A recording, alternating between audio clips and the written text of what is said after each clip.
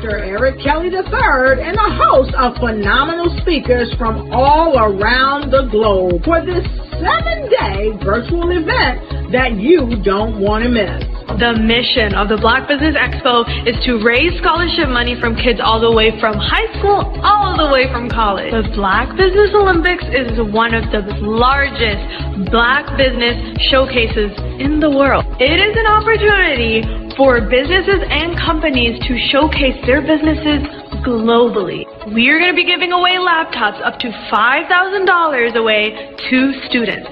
Again, I'm Olivia Appleberry, the founder of 2 Cents Finance and one of the speakers for the expo. I am so excited to see you there. For more info, go to www.blackbusinessexpousa.com or call 919-308-9090 and hope to see you there. I am Black Business. From the moment I wake until the time I sleep. Yes, I am Black Business. I am Black Business. Tell me, are you Black Business? I am Black Business. Do you support Black businesses? Listen, I support Black business because I am Black Business. Black Business Expo. One of the largest business showcases in the history of Black business in the world. The world! Sign up today at www.blackbusinessexpousa.com or call 919-308-9090. I am Black Business. Did you know women represent just 3% of Fortune 500 CEOs and less than 15% of corporate executives at top companies worldwide? Have you wondered what the secrets are to getting into the top ranks, whether in the private or public sector? Do you want to figure out how to stop being held back in your career or passed over for promotion? Then you're in the right place. Hi, I'm Dr. Madeline Ann Lewis, President and CEO of the Executive Women's Success Institute. I have decades of experience in the military, the federal government, and corporate America, and my mission is to help women succeed and tap into their full potential. I want to reach 1 million plus women around the world to become the leaders they are meant to be. So if you want to move into a management or executive level position, or maybe you are a female veteran transitioning out of the military into business entrepreneurship, then reach out to the Executive Women's Success Institute at 301-693-3284. Let us get you on the fast track to success.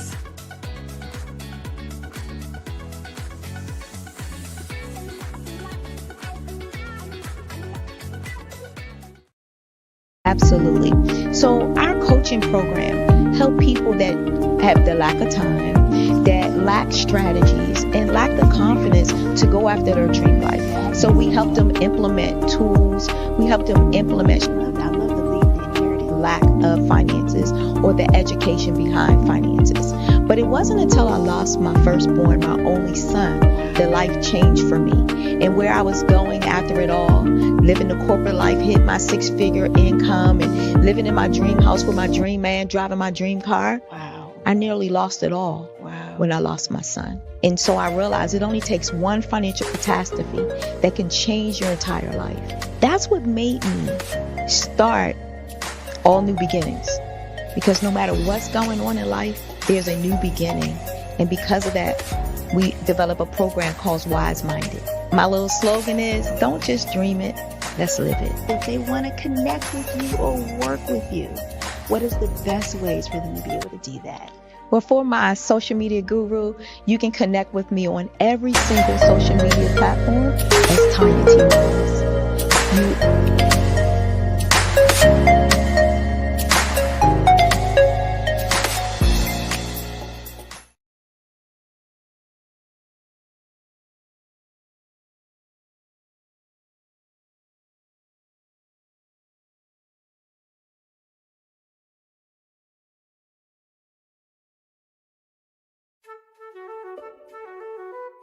This is Dr. Arnold T. Petsworth. He's the owner of Petsworth Vet World, a veterinary clinic in Hopton, Connecticut. His patients include dog, cat, frog, fish, Goldie, dog, and this alpaca. Due to doctor-patient confidentiality, we can't tell you their names. Business at Vet World was steady, and then quarantine hit. Neighbors brought new four-legged friends into their homes. Bunnies. Bunnies everywhere. Dr. Petsworth welcomed these new patients with open arms. The only problem? There were more appointments than he could manage. That's when Dr. Petsworth turned to his American Express business card, which offers spending potential that's built for his changing business needs. He decided to hire a new assistant, Julio, and with spending power built for business purchases, he used his card to furnish a new exam room. Together, Dr. Petsworth, Julio, and American Express Business made sure all the pets of Hopton got the love and care they deserve. And everyone was happy. Get the card built for business by American Express.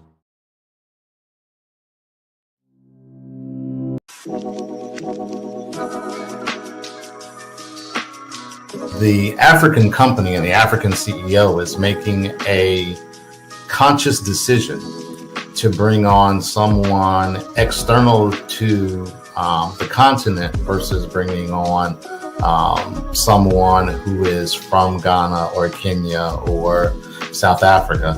And so the skill sets of the people that we take through our executive leadership training program and ultimately on the placement, obviously have to be extremely high caliber. So what we look for are corporate executives at the vice president to C-suite level, as well as Black entrepreneurs. When we look at the Black corporate executives, we're looking for some very specific skill sets, whether that be around supply chain, sales and marketing, engineering, product development. We want our folks to be able to add immediate value to the corporate board, right? And the other thing is, even if they don't necessarily have specific industry experience, they're bringing a diversity of thought.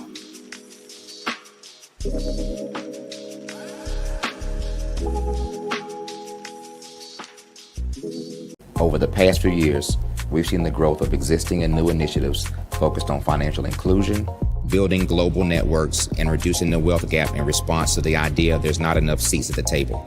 Whether their outcomes are to increase the representation of Black executives on corporate boards, ensure an inclusive global economy, or to create new U.S. African commercial pathways, the strategies are often carried out by separate programs. The question is, should they be? With the continent of Africa being home to more than half of the world's fastest growing economies, the youngest workforce, over 400 companies generating more than $1 billion annually, 700 generating more than $500 million annually that are poised for growth, and being the destination of nearly $5 billion in venture capital in 2021. Diversifying U.S. and Africa commercial engagement by building bridges between African businesses and their U.S. diaspora should begin being seen as mutually beneficial. From helping to reduce Africa's enormous capital gap to catalyzing two-way trade opportunities, the COVID-19 global pandemic hopefully has taught us that global challenges and opportunities are more interconnected than we thought.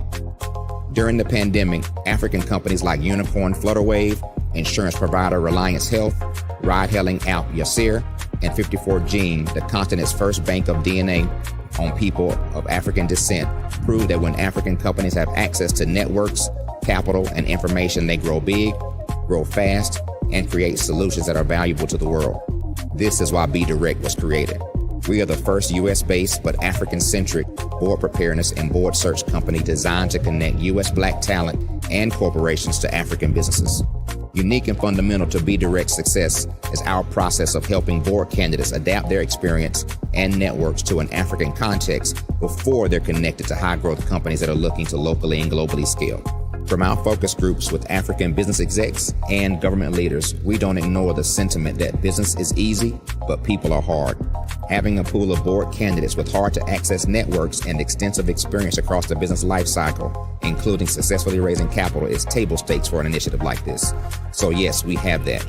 But corporate or entrepreneurial success in the U.S. does not guarantee success in Africa. Developed alongside industry partners on the continent, Our training program, Be Direct Prep, is designed to transpose their experience to create cultural comfort, understanding, and a commitment to helping businesses in Africa scale. Our board governance sessions are African continental and country specific, integrated with cultural awareness and dexterity training. Masterclasses led by African industry execs and mentoring and coaching from African continental-based facilitators. But even more unique to Be Direct Prep, we cap off our training program with an immersion trip to help candidates that have not been to Africa before see and feel Africa's complexity and opportunity from African soil. We all know traditional network-based board placement has historically left a lot of us out of ever really being in the paid board pipeline. Our strategy supports the work of many great organizations that are successfully filling seats at U.S. board tables by creating more tables for those that are still left on the sideline. It's time to start seeing the role and value of U.S. Black talent and businesses on the continent of Africa differently. Old perceptions and habits limit economic inclusion. Let's transition Black talent and the African businesses they will support from the periphery of the global economy to its core. Living in a global lockdown, we all know now how fast local and global economies can change and see the value of having businesses that hire, strengthen local value chains, and even grow globally. Status quo in any form holds back progress. We must democratize U.S.-Africa commercial engagement by socially and economically connecting cultures that have long been disconnected. It's time for Africa's U.S. diaspora to redefine their global value by helping African businesses scale continentally and globally.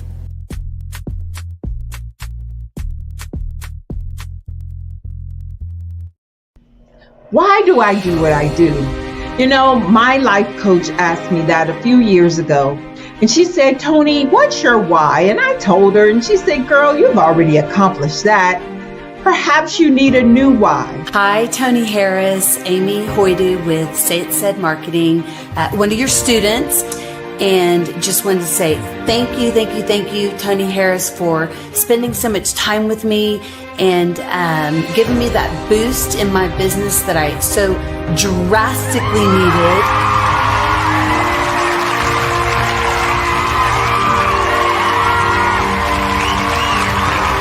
My why is to touch, move, and inspire my clients to take drastic steps to be better than they were before they met me. I'm a resource.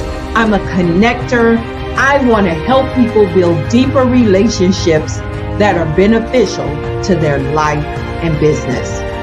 That's what I do best. So, first thing you got to do is show up. And speaking is a way to magnetically attract your ideal client to you. How many of you use social media that way? Absolutely, and this is how you look to the world. Drastic steps are the steps that are needed to be successful. And my business is drastic denotes a mindset. Getting out of your comfort zone. Doing something that you don't necessarily feel comfortable doing, want to do, but you know it's a necessary step to be successful in your business. I get the most satisfaction when I see my connections flourishing into relationships long after I am gone. Hi, my name is Jasmine Augustine with Linda Jasmine, and I've joined several networking and referral groups in the area. And Network in Action Northeast Houston with Tony Harris Taylor is one of the best organizations that I've joined. I love that piece of what I do, and it is what fuels my fire.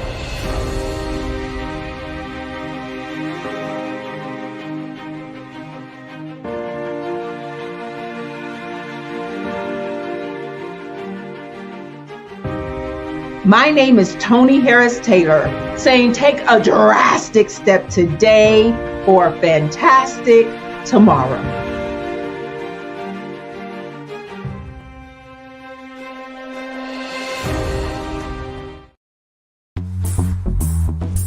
Attention all entrepreneurs and companies. Are you looking for reliable and efficient virtual assistants and back office support to help you manage your business tasks? Look no further than Superwoman Business Services. Our team of virtual assistants provides a full range of administrative support services, including operations management, social media marketing, and much more. We also offer website design services to help you create a professional online presence that reflects your unique brand. In addition to administrative support and website design, we offer business development and structuring services to help you grow your business and achieve your goals. We'll work closely with you to identify areas of improvement and develop a customized plan to help you reach your full potential. At Superwoman Business Services, we understand that running a business can be overwhelming and time-consuming. That's why we're here to help you fly high and achieve success. Our virtual assistants are highly skilled, experienced, and dedicated to providing you with the support you need to thrive. Come fly with us and take your business to new heights. Let us help you become the superhero entrepreneur you are meant to be.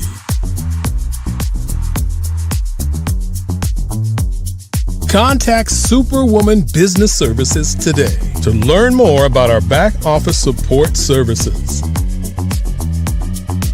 Come fly with us and take your business to new heights. Hello, I am Dr. Eric Kelly III, the visionary strategist and founder of the Black Business Olympics. I invite you to showcase your Black-owned businesses on the Black Business Network global stage. The Black Business Olympics is a global Black Business Network platform that propels Black-owned businesses into the international spotlight. By showcasing your business on the Black Business Olympics platform, you can reach a worldwide audience of potential customers, partners, and investors. You can also establish yourself as a thought leader and expert in your field, attract lucrative partnerships, and more speaking engagements. In addition, the Black Business Olympics platform provides a valuable opportunity to connect and collaborate with like-minded entrepreneurs and business professionals from around the world. This can lead to new business opportunities, ideas, and relationships. Finally, by sharing your story and expertise on the Black Business Olympics platform, you can inspire and empower others. This is a powerful way to make a positive impact on the world and leave a lasting legacy. If you are a Black-owned business owner, I encourage you to seize the opportunity to showcase your business on the Black Business Olympics platform. It is a once-in-a-lifetime opportunity to make an indelible mark on the world. Be one of the 1,000 visionary entrepreneurs who are changing students' lives, shaping industries, and leaving an unforgettable legacy for their families. Unleash your voice on our global stage and watch your business thrive. Black Business Olympics is one of the largest Black business showcases in the history of Black business in the world. Yes, the entire world. Just give me a call today at 919-308-9090.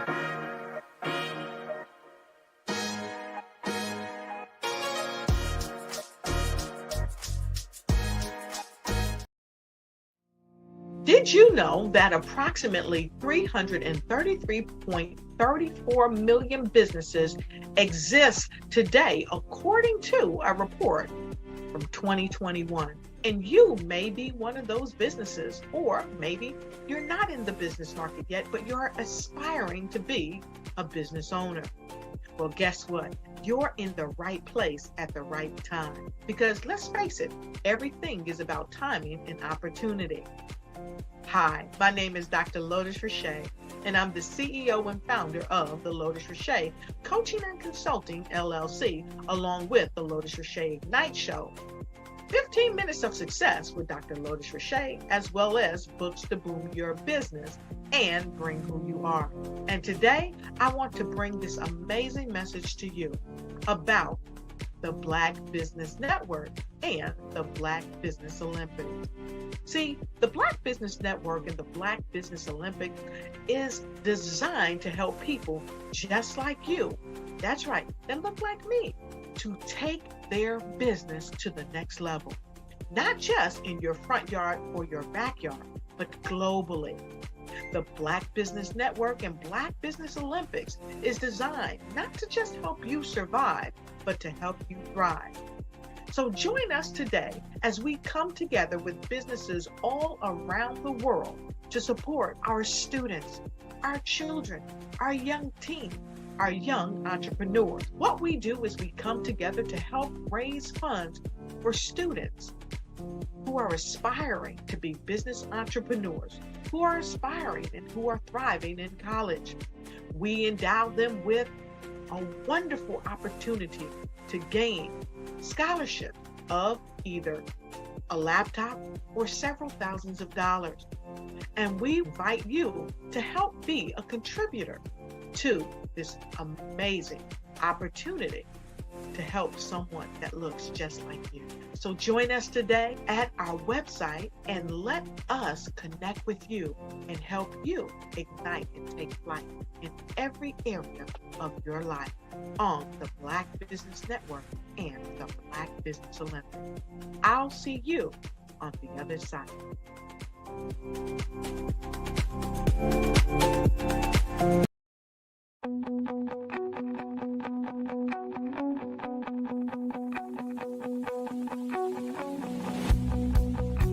I am Black Business. From the moment I wake until the time I sleep. Yes, I am Black Business. I am Black Business. Tell me, are you Black Business? I am Black Business. Do you support Black businesses? Listen, I support Black business because I am Black Business. Black Business Expo, one of the largest business showcases in the history of Black business in the world. The world!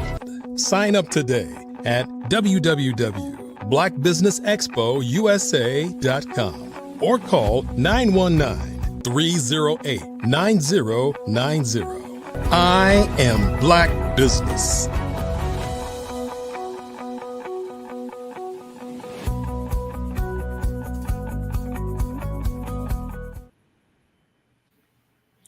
Good day, business owners, entrepreneurs, thought leaders, and corporations. Welcome to the Black Business Network.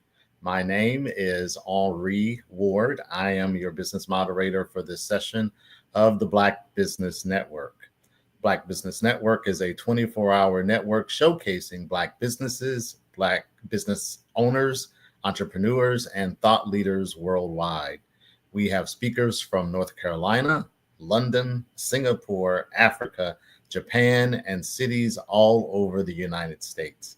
The Black Business Network is a global community sharing business knowledge to empower, inspire, and educate businesses about business.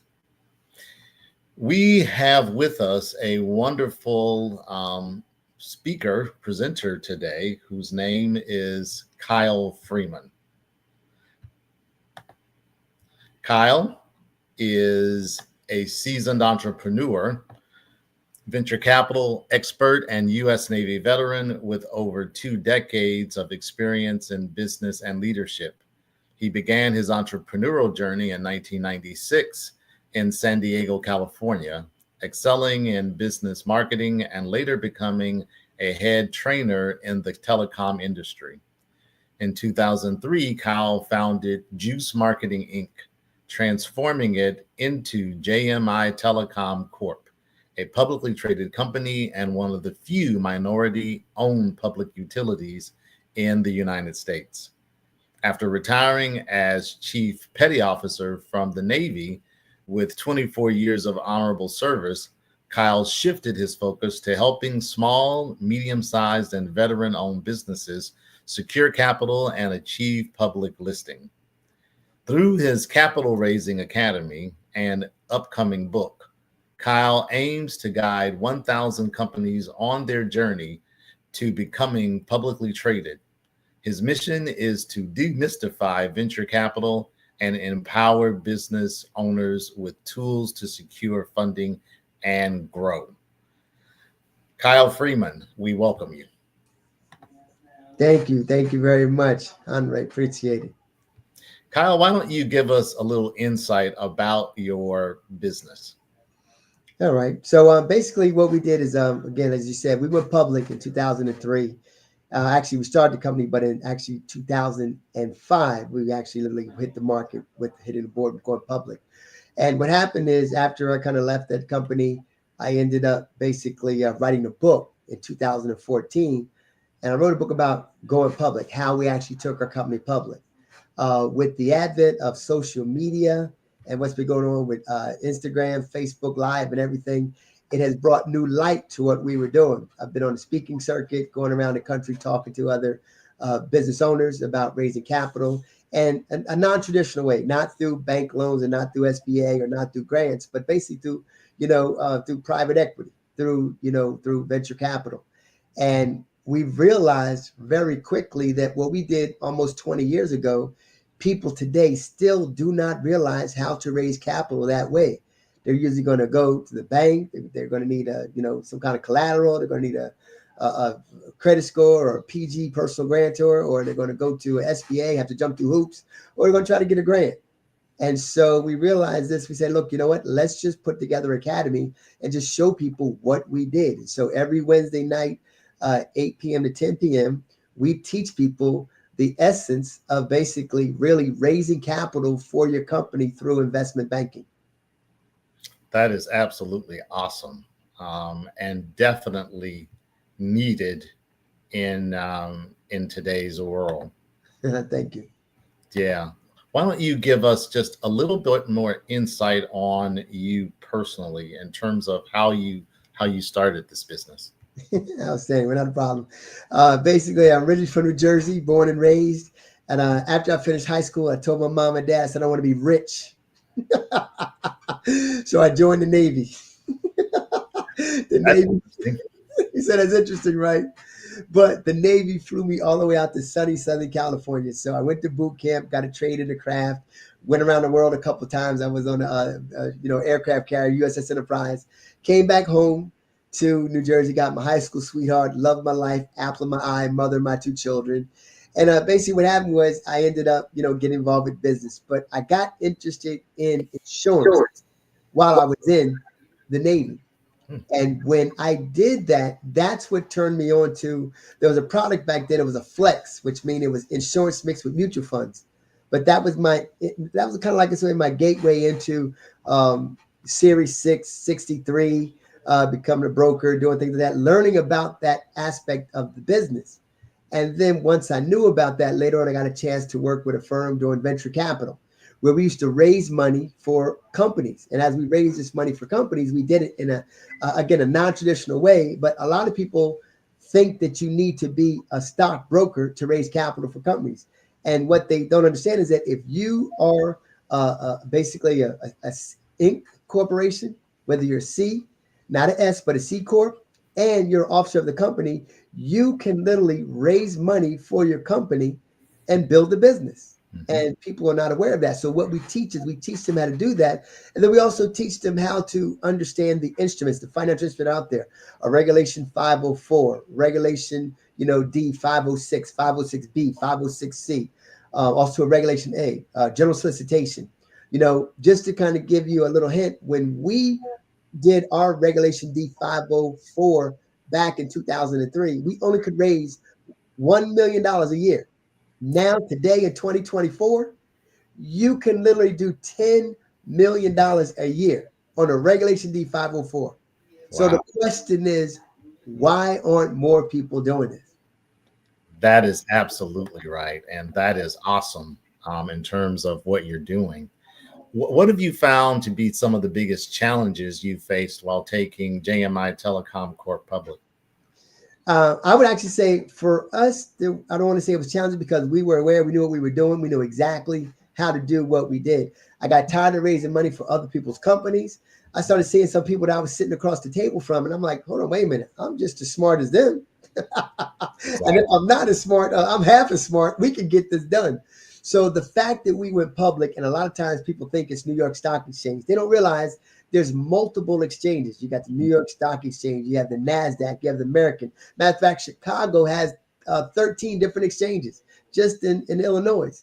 And then you have the OTC, the bulletin board. And so what we did, we actually did the lowest form of going public, which was the pink sheets. But it doesn't matter, because as long as you're public, you're public. And $1 million is $1 million. Any way you slice it. That is absolutely right. So what led you to write your book on venture capital, and what can readers expect to learn from it? You know, actually, I mean, what happened is, what I went through, I got sick, and I'll share with people that, a lot of times I was so determined, I was so motivated on, taking the company public, and I put so much into it. And what happened is there was a book that I got a chance to read. If you haven't heard about it, it's called Why Should White Guys Have All the Fun by Awesome. Reginald Lewis. Awesome book. I love it. Awesome. Once I read that book, I was on target to make sure nothing stopped me from taking my company public. And going through that, sometimes you go through stress and things and stuff like that. And that's what happened to me. And I realized that, all the money in the world wasn't worth my health and wasn't worth my family. So I pulled back. And then what I did was I ended up just writing a book, because that was therapeutic to me. Writing a book about what we did and what we went through and how we did it. And I wanted to do that because I wanted to start a consulting company where I could teach other people how to do what we did. That's awesome. The book, Why Should White Guys Have All the Fun? It is a phenomenal book. I would recommend that book to anyone of any age. It is absolutely phenomenal. Yeah. How does your capital raising academy help business owners secure the funding that they need? Oh, wow. I'm glad you asked. A lot of times when we talk to business owners, they are not aware of the financial instruments that are out there called a PPM, a private placement memorandum. So we educate them. We have 12 different modules, and every week we go through a specific module. So we teach and we educate on that. Now, this is stuff you're not going to learn in school. And I tell people, look, I didn't go to the Wharton School of Business. I didn't go to Duke, business school, or I didn't go to Harvard, or North Carolina or whatever, Yale, School of Business. I learned through hard knocks. I was backdoored in, got in through some folks. I'm going to be flat honest with you. And I was just smart enough to stay at the table. My partners and I, we basically learned from Jewish folks that taught us what's going on. Mm-hmm. And if you ever seen that movie Boiler Room, we actually learned from those people that made that movie. That movie was made based on people that taught us. And it actually, we did it. But from there, what we would do is say, hey, look, you know what? We can do our own thing now. So we had all the relationships. We had all the contacts, all the resources. And we just did it because nobody told us we couldn't do it. That is absolutely phenomenal. What a wonderful story. So from your opinion, why do most businesses fail in their first 5 years, and how can access to capital prevent this? Well, there's actually a survey that's out there, and it says that most businesses, not just minority business, but most businesses fail within the first 5 years. Mm-hmm. And out of that percentage, it's because of what? A lack of funding. Right. So when I talk to people, and I remember one time I had a buddy of mine, we were in San Diego. Great idea. He took his 401k and he put it into his own business. It was his lifelong dream to do his thing. It was a pizza shop. Mm-hmm. And he had a very unique pizza, and it was great, and it tastes good, and he did sandwiches.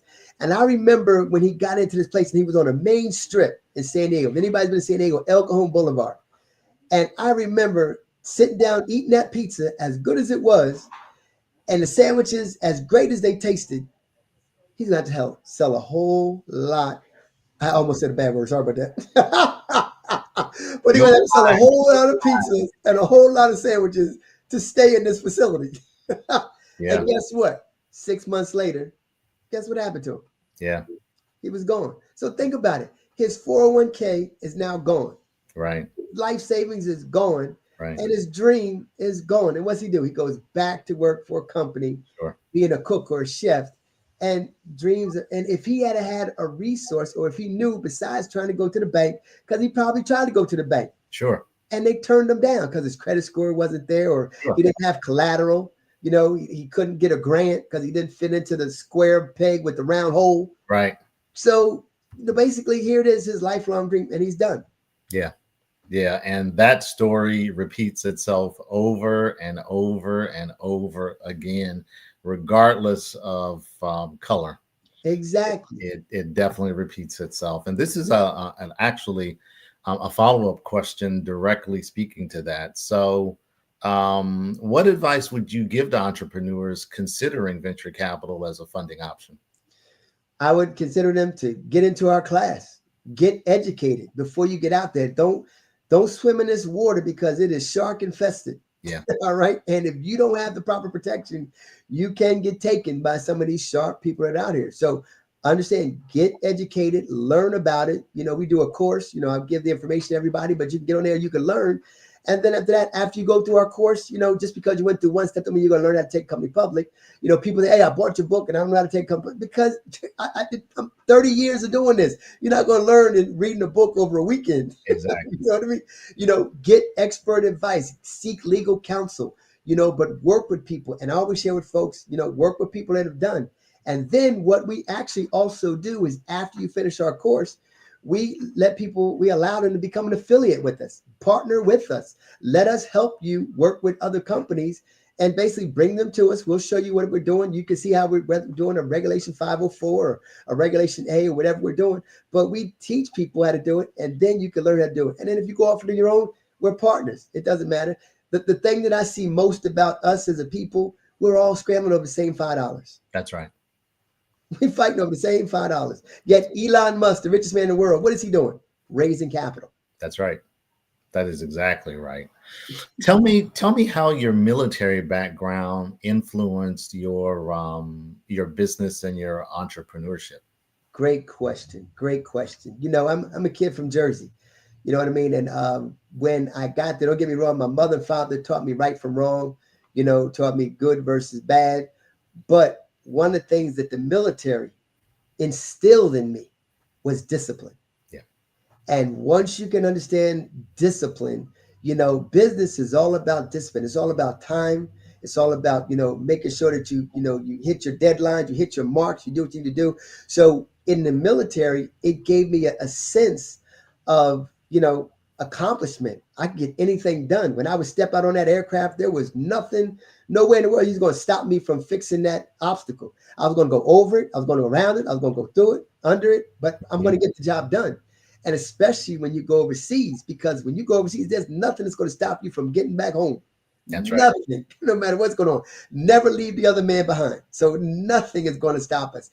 That right there, I believe, is determination and effort that I needed, that when I started business, there was no turning back. There was no stopping. We had to get the job done. Task had to be accomplished. Awesome. Tell us about some of the key steps that a person has to go through in order to take a business public. Oh, great. Another great question. So first of all, you got to understand that if you want to raise money, most of the time when we get started, it's a term called bootstrapping. Mm-hmm. And what is that? We usually use our own funds, our own money. As a matter of fact, I heard something a couple of months ago where a guy said, I bootstrap, I do all my own projects. And guess what? Now I'm hearing that he's broke because he used his own money, OPM, other people's money. And once you understand that people are going to invest, they're going to invest in something, no matter what. That's what they do. So if they're going to invest into something, I've got great ideas. I've got great concepts. Why not invest in what I'm doing? Absolutely. So I share with people that, does your business have sizzle? And they said, Kyle, what do you mean? I said, do you realize when you sit in that restaurant and they bring that filet mignon by you and it's going and everybody's head is turning? Does your business have that? Because if you've got that, when it goes by, somebody's going to invest. Absolutely. I love that example. Yeah. Love it. Can you give us just a little bit more about how can small and mid-sized businesses prepare themselves to attract venture capital investors? Great. So a lot of times when I talk to business owners, they may say things like, okay, well, I'm not making enough money. Okay, well, guess what? I mean, Steve Jobs, he started where? In his garage. Right. So you can actually look at video. You can click on YouTube right now and see pictures of Steve Jobs I mean, we're not Steve Jobs. Well, him, Steve Jobs, Jeff Bezos, both of them in their garage, starting Amazon and starting, Apple, in their garage. So that's right. One of the things that I share with business owners is, do you have a great idea? And whatever your business starts off as is not what it's going to end up as. That's right. So most of the time, we as a people, why do we start a business? Because we worked with somebody, we thought we could do a better job. We didn't like where we was at. So we took the little bit of information that we had and said, okay, I'm gonna start my own. But you didn't understand the intricacies. So what I share with people is read. Read. If they say you want to keep something away from us, put it in a book. Right. And one of the best books that's out there is the E-Myth Theory. I share people all the time. Get the E-Myth Theory. Matter of fact, it's been revised now, but get that book because that book breaks down an entrepreneur, and I let you know there's 3 different type of people there. So you have to understand which person are you. And one of the things that happened to me when I created my business and we took it public, I was the chairman of the board, I was the CEO, and I was the president. Now I was holding 3 positions. Right. But I was only taking 1 check. Right. Right. And that's what messed me up because I didn't understand the proper structure. Yeah, we went public and I knew how to do that, but I didn't understand that I should have, at a certain period of time. Wonder why Bill Gates and Steve Jobs, step away. And now they're just on the board, but they let somebody else run it. Mm-hmm. Because that's what you got to do. When you get to a certain area, if you want to scale and get to the next level, let new leadership come in. Stop being afraid of people thinking, oh, they're going to take your idea, take your job, whatever. If you do a good job and you lay everything out for them, there's no reason for them to leave. When that's you're right. Undercutting them and not paying them what they need to be paid or not paying them for the service, that's when they leave. Right. Absolutely. We got to understand that, again, stop being greedy over that same $5. We as a people, we need to understand that. Love that answer. Absolutely. Absolutely. Can you share a success story from your capital raising academy? I can go into so much because one of the things that we do is every time that we, when we have our affiliates bring a business to us, we sign NDAs. Mm-hmm. So okay. I can't talk about names of companies and things going on, but I can tell you that we have this right here is a disruptor. Met this gentleman at one of the events that we spoke to. He brought it to our attention. He had a bunch of, I'll say more people understand this, but LOIs. Mm-hmm. And he had about, I want to say probably about $340 million of LOIs, letter of intents. Mm-hmm. So that right there is very easy to take to an investor and say, hey, look, I've already got LOIs ready for this to be produced and put together. So what happened was we ended up basically bringing anybody that we bring to the table and we start raising capital for them. We've got a call center in the Philippines. And so we invested our dollars into create our own call center, put it together. So we hire our own people in there. We own the building. We own the place. We own everything about that. And if you're not familiar right now, but the Philippines is BPO, business process outsourcing. Mm-hmm. So our people will send us a project. We'll get our guys on the phone. They'll call 8 hours a day, 5 days a week, accredited investors on your project, and they'll pitch it all day long. Once we get that investor, we cannot close them for the individuals because we're not broker dealer. We're not an RA, real estate investment advisor. Mm-hmm. So what we do is we take them all the way up to the fence, and then we say, okay, here, now you have to close these people. But once we do that, we will introduce them to some people in our network. So we introduced this business, this disruptor, and they loved it. And so right now they're working on getting them $1 billion for their project. That's phenomenal. Congratulations on that. Thank you. Thank you. And actually, we just had a call the other day while other people were taking their time, going shopping and, going to, Thanksgiving and having a good time. We're working. Absolutely. We're working. So how do you assess whether a company is ready to go for public listing or not? You know what? It's a good question, but I'll share this with you. We were a fledgling company. JMI, and we say it in our PPM. Mm-hmm. One of the things that we told people is that, hey, look, we're just getting started. But I had signed a 5-year agreement with a $125 million company. So when I signed that agreement, we showed people that, look, this is not our product, but we got an agreement. So guess what? If this company can believe in us and they're a $125 million company, What's your $500,000 going to do? Mm-hmm. It's just going to help push us forward. What's your $1 million going to do? What's your $3 million going to do? Help push us forward. And what it did, it basically helped us not only just go forward, but then it started having us seek, and I call it MPS, multiple product sales. We started looking at other things to get into. I share with people, when you have a business and you're so tied up in that business, most of the time we get tied up in that one business because, again, we don't understand. In that book, The E-Myth Theory, you've got to be looking. So I share with people, one of the departments you should be setting up is a research and development department, looking for other things, looking for other stuff. Because if you just focus on your business, what happens if the economy crashes? What happens if we get another COVID? What happens if something go down? What happens to your business? You're done. So you want to be able to be looking out for stuff that's coming down the pipe, things that's happening, and then putting money towards that or building something towards that research and development. And I just share that with businesses to help them out so they can understand that, because they think right now, that every day is going to be good. Every day the sun's going to shine. One day you're going to hit that valley. And when you hit that valley, you need to be ready to, shift gears and go in another direction so that everything doesn't go down. That's exactly right. Great advice. Tell me, what industries do you see as the most promising for venture capital investment today? Oh, wow. That is an outstanding question. I'll put it like this, Andre. When I talk to people, everybody's got the prettiest baby. They got the prettiest baby. Matter of fact, I was talking to a company the other day, right? And I said, do you guys have a mobile app? And they were like, no. I said, why not? You need to have a mobile app, because right now, and I'm not talking about getting a mobile app where somebody else made it in Pakistan or India, whatever. I'm talking about your own mobile app that you own. I'm going to give you guys a nugget today. You listen to me today. If you have a business, you don't have a mobile app, get started on your mobile app immediately. Because if you own the platform, right now, it's no longer oil, it's no longer gold, it's data. Data is the new gold rush.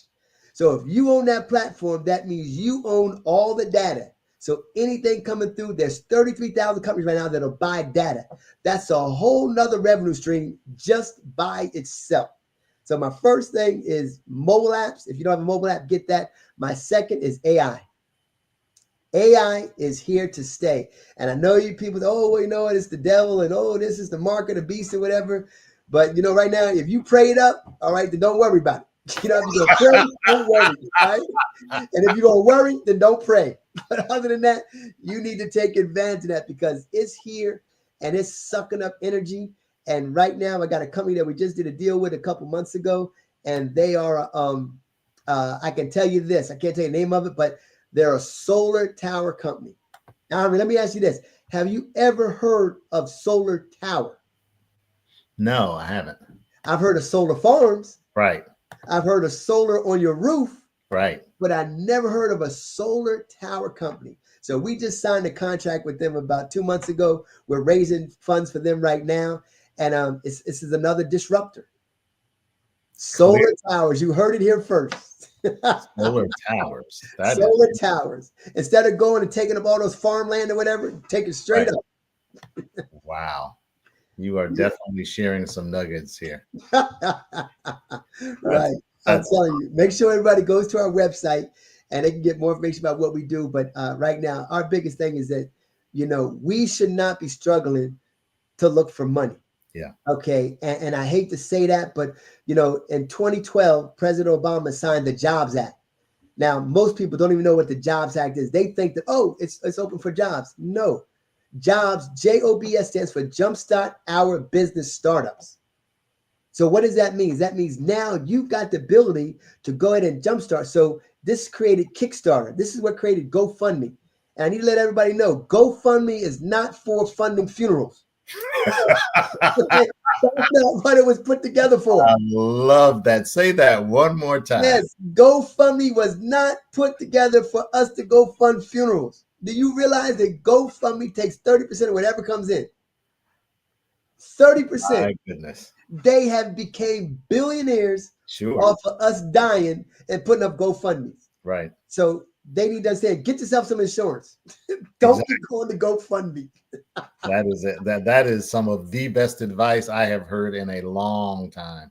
Yeah, that came straight from the Jobs Act. President Obama signed that 2012, and people are not even taking advantage of it. It's for your business. That is definitely great knowledge to have.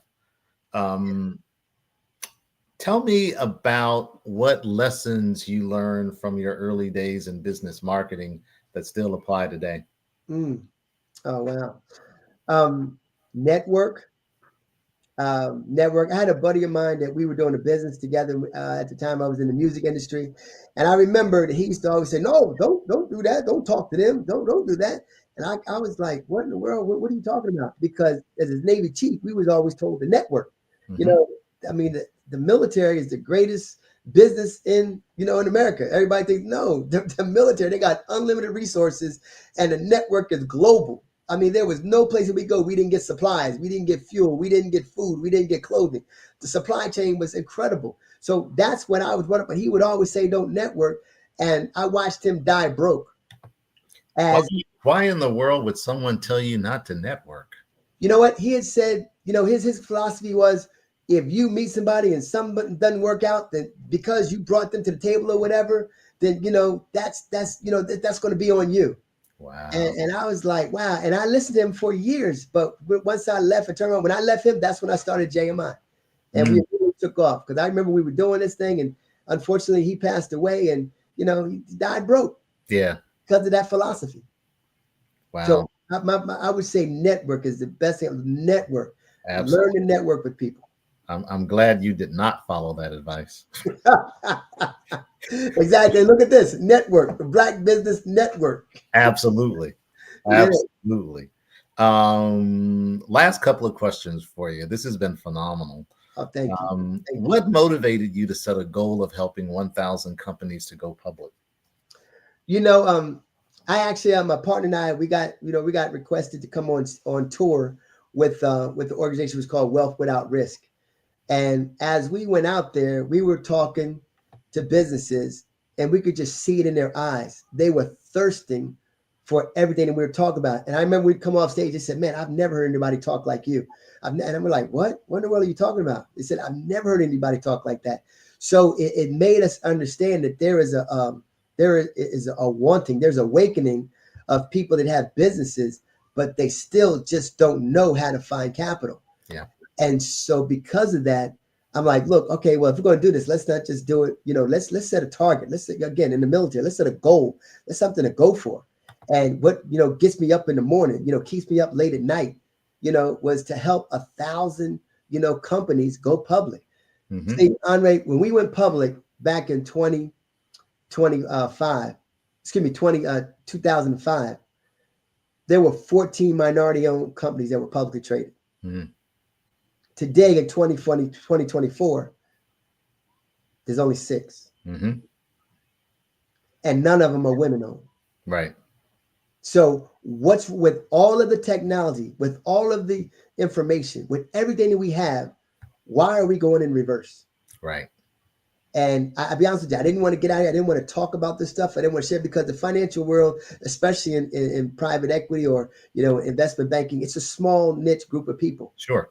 And that's how it was back in the day we were doing it. But now I just said, if it's got to be, it's up to me. That's it. That's exactly right. Outstanding. Yeah. We've had a political movement. We've had a social movement. We've had a civil rights movement, but we've never had a financial movement. That's right. And you're absolutely right. If it's going to be, it's up to me. Absolutely. Just one or two last questions for you. This has been absolutely wonderful. So glad that you came on the Black Business Network. How can aspiring entrepreneurs join your capital raising academy or access your resources? Oh, thank you. Thank you so much. They could just go to our website. Our website is www.capitalraisingacademy.com. Once again, www.capitalraisingacademy. And they can just go in there and they could see through the website and they could get signed up. Again, we do 12 modules. So that's about 3 months worth of teaching.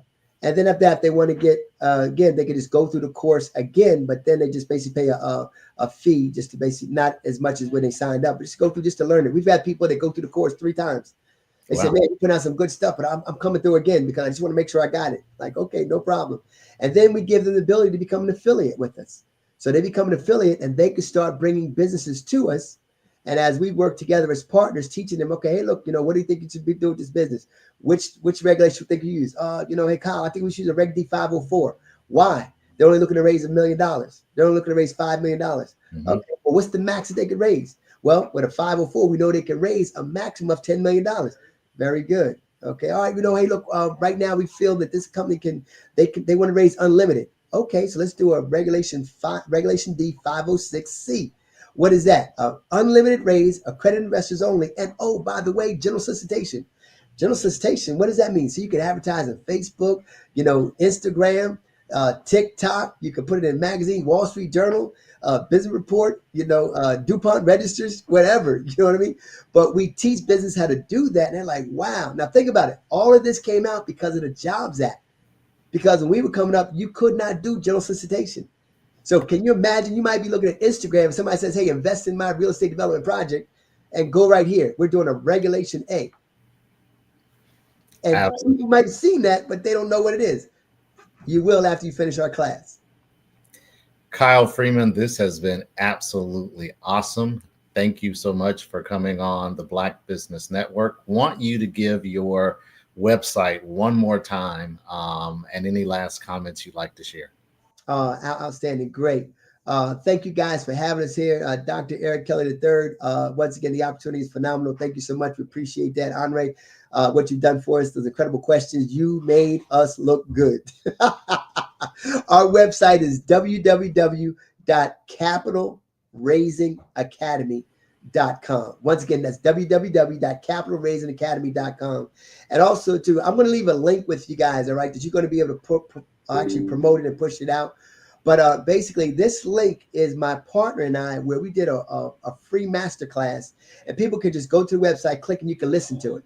You can listen to it over and over and over, and we actually teach people how we literally took our company public. All right, so that'll be a gift that I'll leave with you guys, and I'll put that in the chat. Outstanding. Thank you so much, Kyle Freeman, for sharing lots of wisdom and knowledge with us. Thank you. We look forward to working with each and everybody and helping them out. And thank you guys so much for having us here. We appreciate you. And what you guys are doing is fantastic. Continue to keep pushing these businesses. We look forward to it. You as well. Thank you. All right. Bye-bye now. Bye-bye.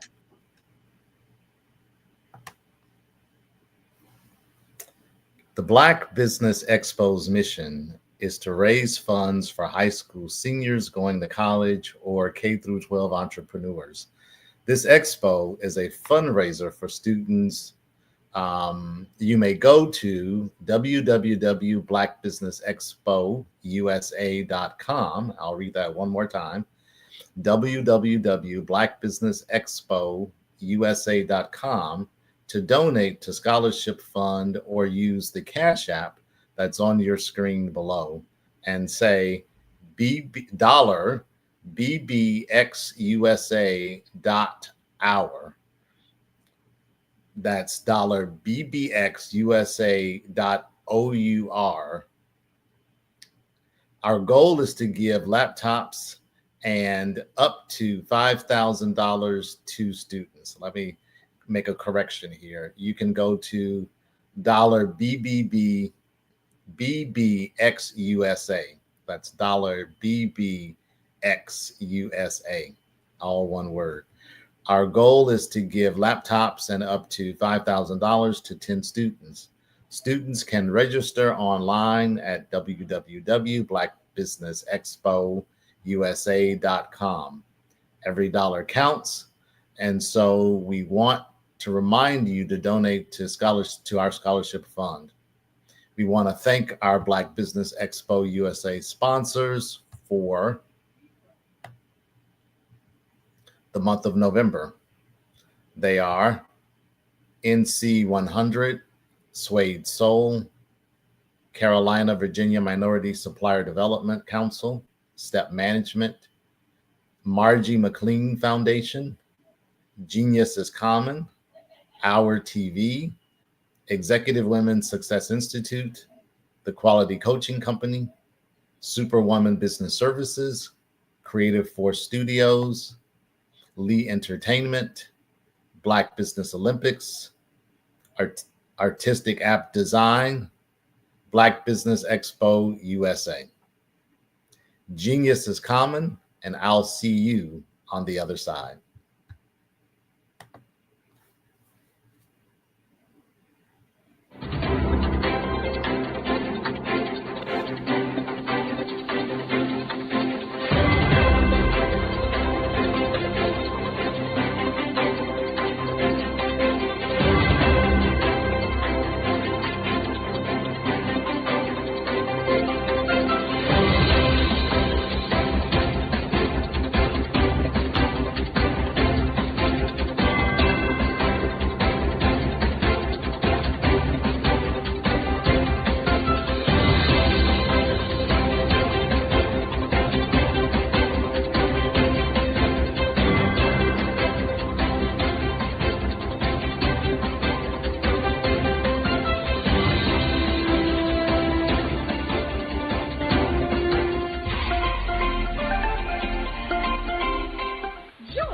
Dr. Eric Kelly III and a host of phenomenal speakers from all around the globe for this 7-day virtual event that you don't want to miss. The mission of the Black Business Expo is to raise scholarship money from kids all the way from high school, all the way from college. The Black Business Olympics is one of the largest Black business showcases in the world. It is an opportunity for businesses and companies to showcase their businesses globally. We are going to be giving away laptops up to $5,000 away to students. Again, I'm Olivia Appleberry, the founder of 2 Cents Finance and one of the speakers for the expo. I am so excited to see you there. For more info, go to www.blackbusinessexpousa.com or call 919-308-9090 and hope to see you there.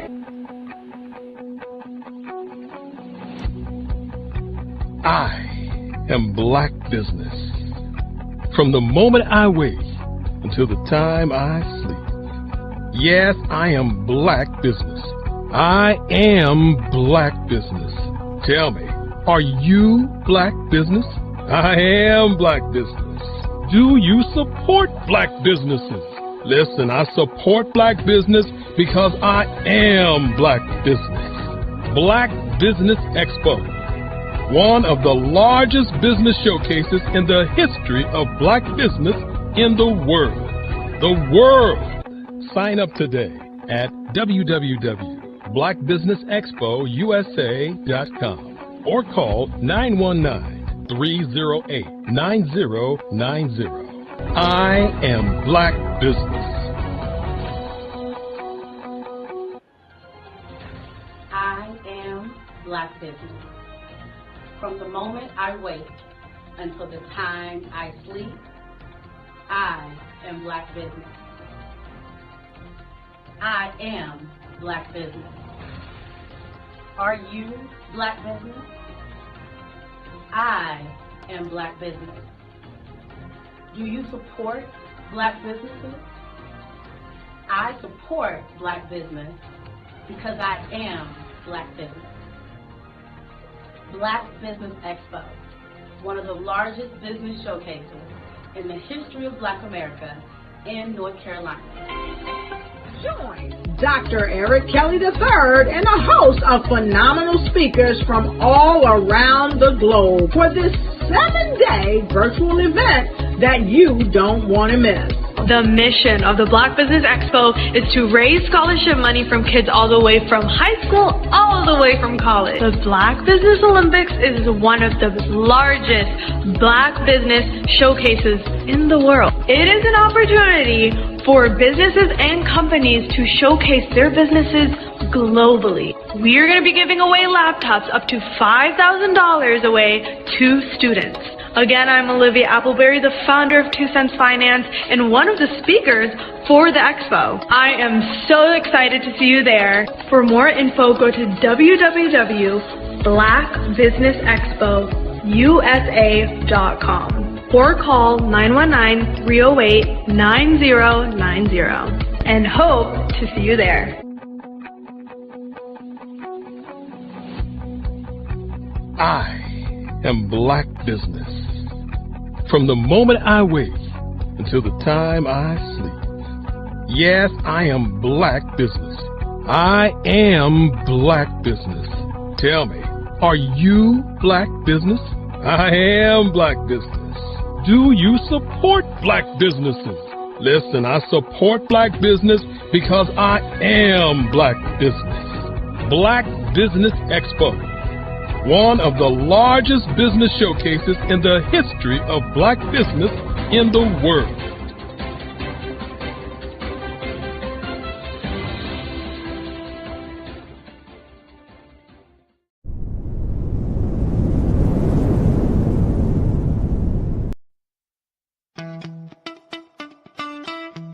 How many times have you been asked to help someone you didn't even know, a student, a business entrepreneur?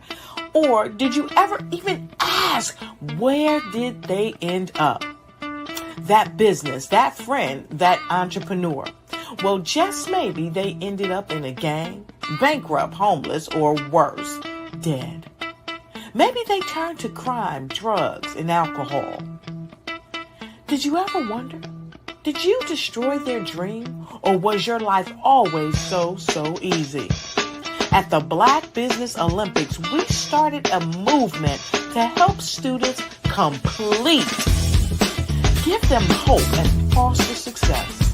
Help them to leave their dreams of providing laptops, computers, and up to $5,000 in scholarship funds. Today, we ask you to help a student, a business owner, or an entrepreneur to realize their dream by sponsoring them, supporting them, and buying from them. Consider this. With $1.6 trillion in our Black community, we only ask for a small donation for our students, our businesses, and our entrepreneurs. And you can change a life today. So I ask you, what are you going to do? Sit on the sideline and watch our students in high school be leaders, miss out on their dream from lack of resources? Or are you going to donate to the movement and change their future and yours as well? Give us a call today at 919-308-9090. Change their life by investing with action to the Black Business Olympic Fund. The Black Business Olympics, one of the largest business showcases of Black business in the history of the world.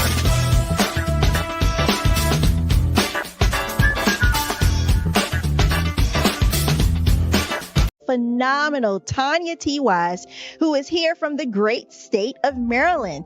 Tanya, welcome and thank you for being with us today. Can you indulge our audience a little bit and tell them just a little bit more about who you are and what it is that you do? Well, I love being able to talk to people and have a magnetic attitude, being able to just show them. So I always like to say, level up is Coach at Tanya T. Wise here. So can you tell our audience, just give them a teaser about what your presentation will be about? So my philosophy is that we should all be living our dream life. So tomorrow I'm going to talk about how you start living your dream life. What are some of the things that you thought about in your childhood that you just kind of let go and dormant? Wow. And I want to reignite that and just give you some pointers and some tips, some tools, some strategies to be able to start living your best life now. And guess what, Wanda? And leave an inheritance for your legacy. Oh my goodness. Okay, I know that's resonating with a lot of people. I've heard that you have a dynamic coaching program. Can you tell us a little bit more about that? Absolutely. So our coaching program help people that have the lack of time, that lack strategies, and lack the confidence to go after their dream life. So we help them implement tools, we help them implement strategies, as well as give them resources so that they can live their best life now and leave that inheritance. Wow. Oh, I love that. I love the leave the inheritance part. Listen, you are dropping some major nuggets, and I know a lot of what you're saying is resonating with a lot of people, but I think we're all curious. How did you even make this transition into the speaking and coaching arena? What's the story behind this? So I started out in finance, and I realized that a lot of people don't necessarily go after their dream life because of the lack of finances or the education behind finances.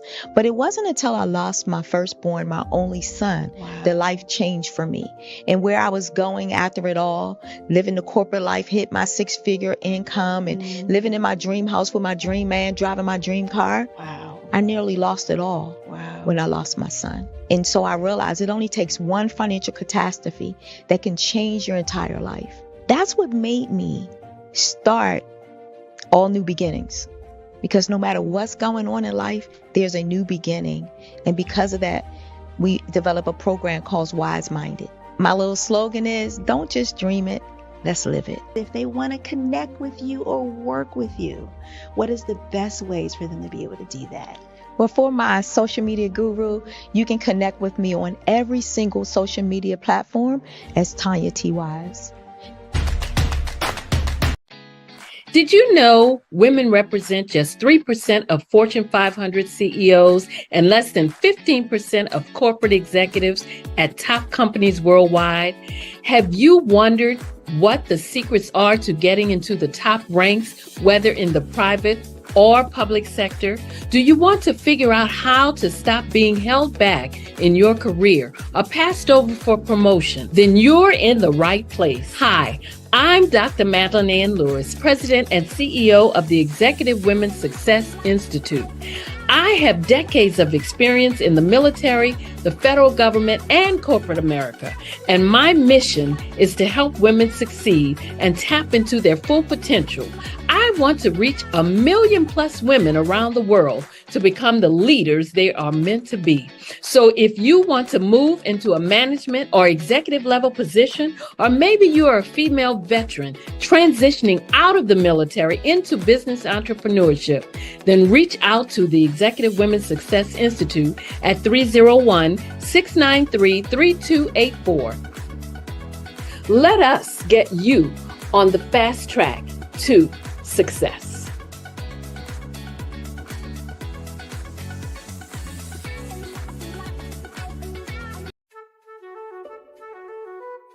This is Dr. Arnold T. Petsworth. He's the owner of Petsworth Vet World, a veterinary clinic in Hopton, Connecticut. His patients include dog, cat, frog, fish, Goldie, dog, and this alpaca. Due to doctor-patient confidentiality, we can't tell you their names. Business at Vet World was steady, and then quarantine hit. Neighbors brought new four-legged friends into their homes. Bunnies. Bunnies everywhere.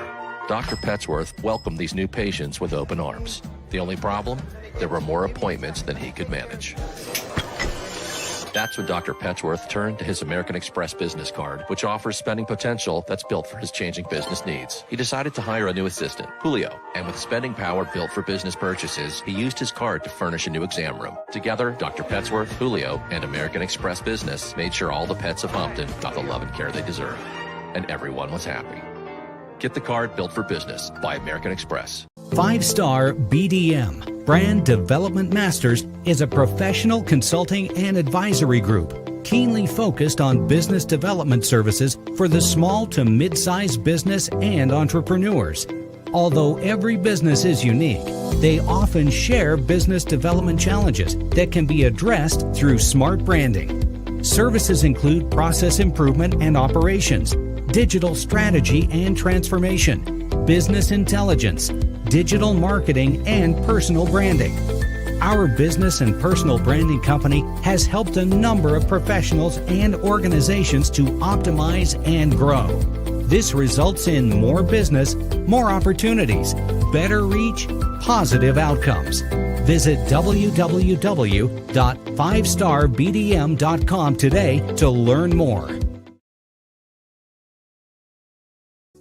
Follow the Brand TV broadcast host, Grant McGaugh, as he visits with top executives and entrepreneurs to find out their secrets of success with their personal brand. Follow the Brand TV broadcast host as he focuses on brand development to build better relationships, bring value to your business, relationships, and career. You will enjoy listening to each episode that is tailored to speak to you directly. If you're looking for this type of clarity in terms of building your brand, you have tuned into the right station. Each episode will help you to shape a conversation in the 5-star BDM network of 20,000 professionals and become a springboard for your corporate engagement and business opportunities. Each guest will frame their story in the areas of personal branding, business development, career development, financial empowerment, and technology innovation. Grant McGaugh explains why he is the CEO and owner of his own professional career. Grant is an accomplished business leader and entrepreneur who wants to give back to individuals to grow their personal brand strategy. Tune in as he weaves his story about new possibilities, while to you exceed expectations. If you love storytelling, this show will make for fun.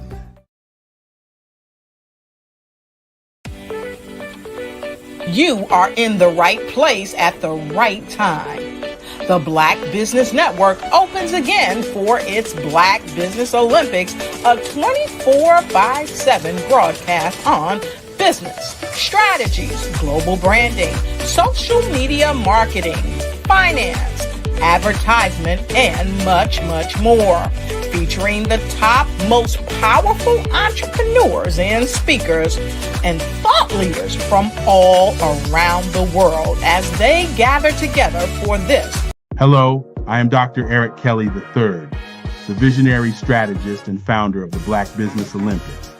I invite you to showcase your Black-owned businesses on the Black Business Network global stage. The Black Business Olympics is a global Black Business Network platform that propels Black-owned businesses into the international spotlight. By showcasing your business on the Black Business Olympics platform, you can reach a worldwide audience of potential customers, partners, and investors. You can also establish yourself as a thought leader, an expert in your field, attract lucrative partnerships, and more speaking engagements. In addition, the Black Business Olympics platform provides a valuable opportunity to connect and collaborate with like-minded entrepreneurs and business professionals from around the world.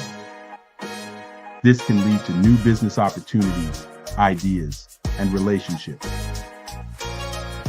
Finally, by sharing your story and expertise on the Black Business Olympics platform, you can inspire and empower others.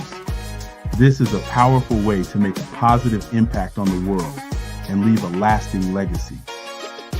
If you are a Black-owned business owner, I encourage you to seize the opportunity to showcase your business on the Black Business Olympics platform. It is a once-in-a-lifetime opportunity to make an indelible mark on the world. Be one of the 1,000 visionary entrepreneurs who are changing students' lives, shaping industries, and leaving an unforgettable legacy for their families. Unleash your voice on our global stage and watch your business thrive.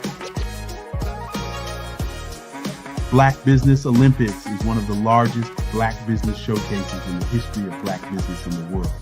Yes, the entire world. Just give me a call today at 919-308-9090.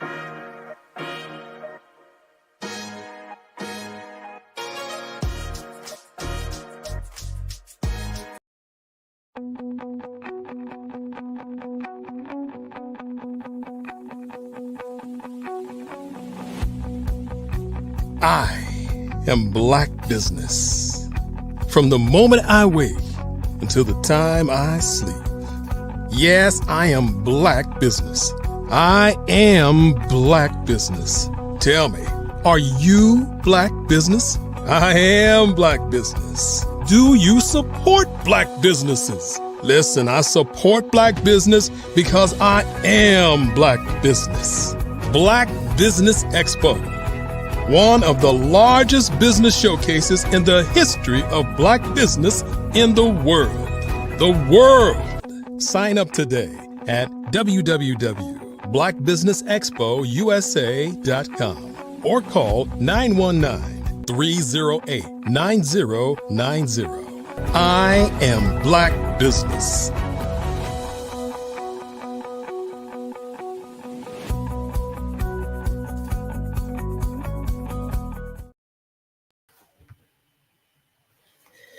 Good day, business owners, entrepreneurs, thought leaders, and corporations. Welcome to the Black Business Network.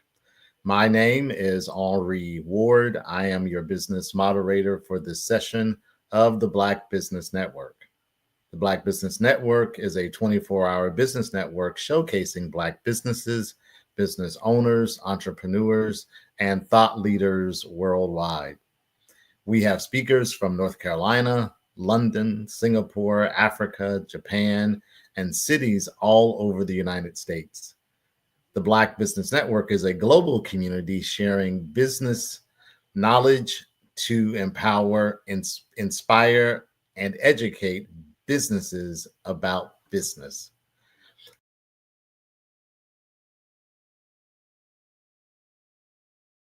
I was born in a little village on the island of Haiti.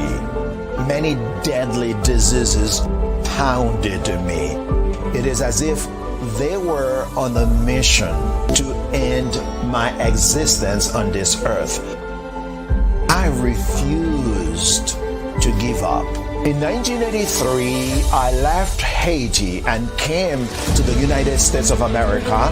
And I came with $5, 2 shirts. I didn't speak in English. I came to Atlanta. I got a job. I was a doorman. I was a doorman with a dream. What I used to come on stage. I'd rehearse this moment that I'm standing in front of you. That's the power of a dream. Maybe today is the day you begin acting as if you already have it. And then step out with full force. Take a risk. No condition is permanent. Don't let your situation distract you. You are chosen. You are called. You are born for a purpose in this life.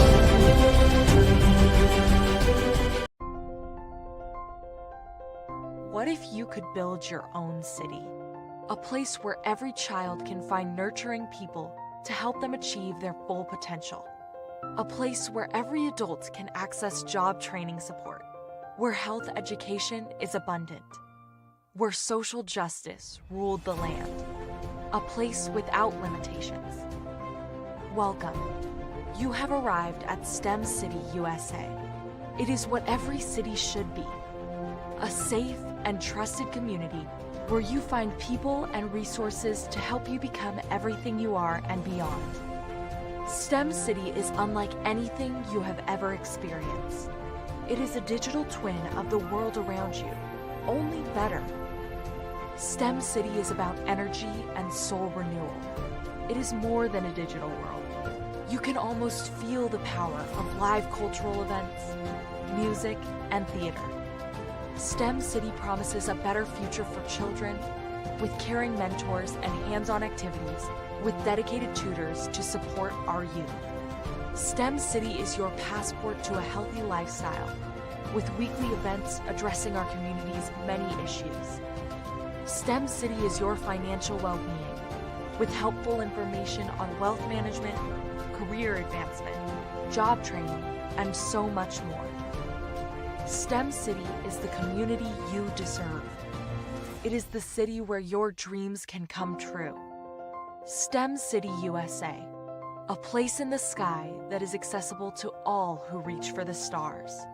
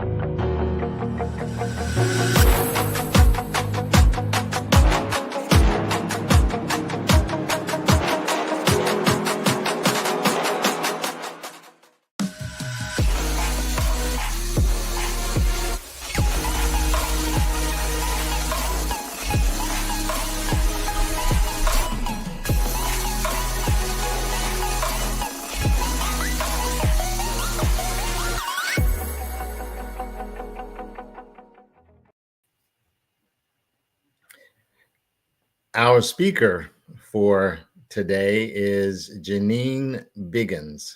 Janine is a AI certified trainer and digital marketing specialist. Janine Biggins, digital marketing specialist, is an expert in developing comprehensive marketing strategies that maximize online visibility and drive business growth. With 22 years of experience in digital marketing, which includes websites, social media, email, video, and text marketing, she has a proven track record of increasing brand awareness and customer engagement. Her expertise in digital advertisement and data analysis enables them to identify opportunities for optimization and deliver measurable results.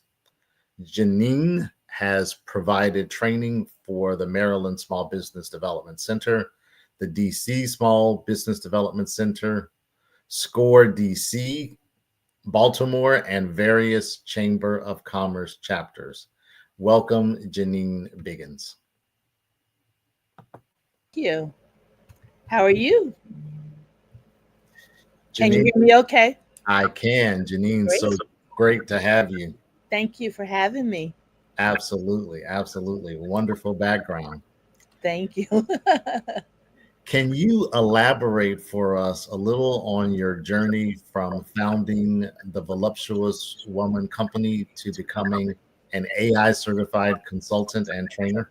Right. Talk about two different parts of the spectrum. So in 1997, I'm dating myself now, I decided as a fuller figure woman, there was no community for us.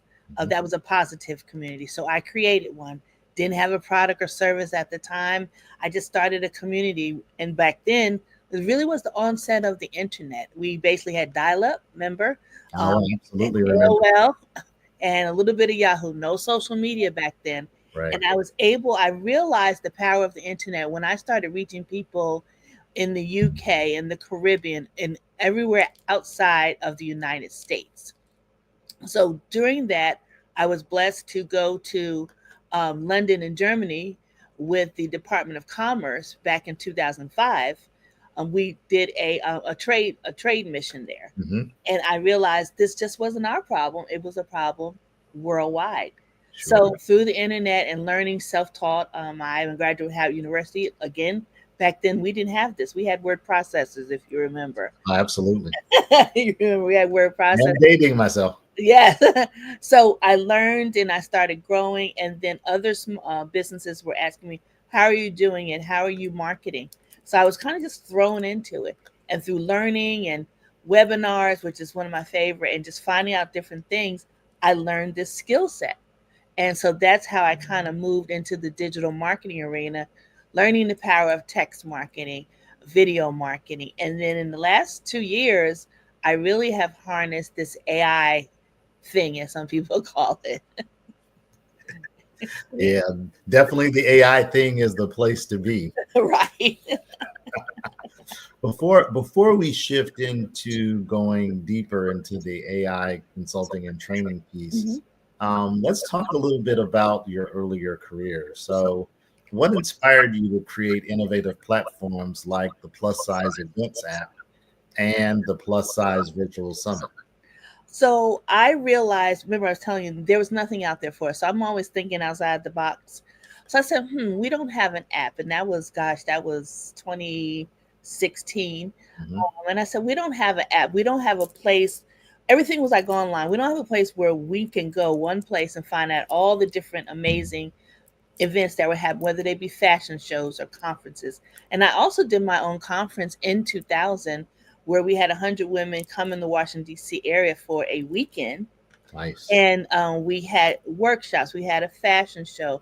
We actually had the keynote speaker, if anyone remembers, was Greg Allen Williams, who played on Greenleaf, but he was the black brother on Baywatch.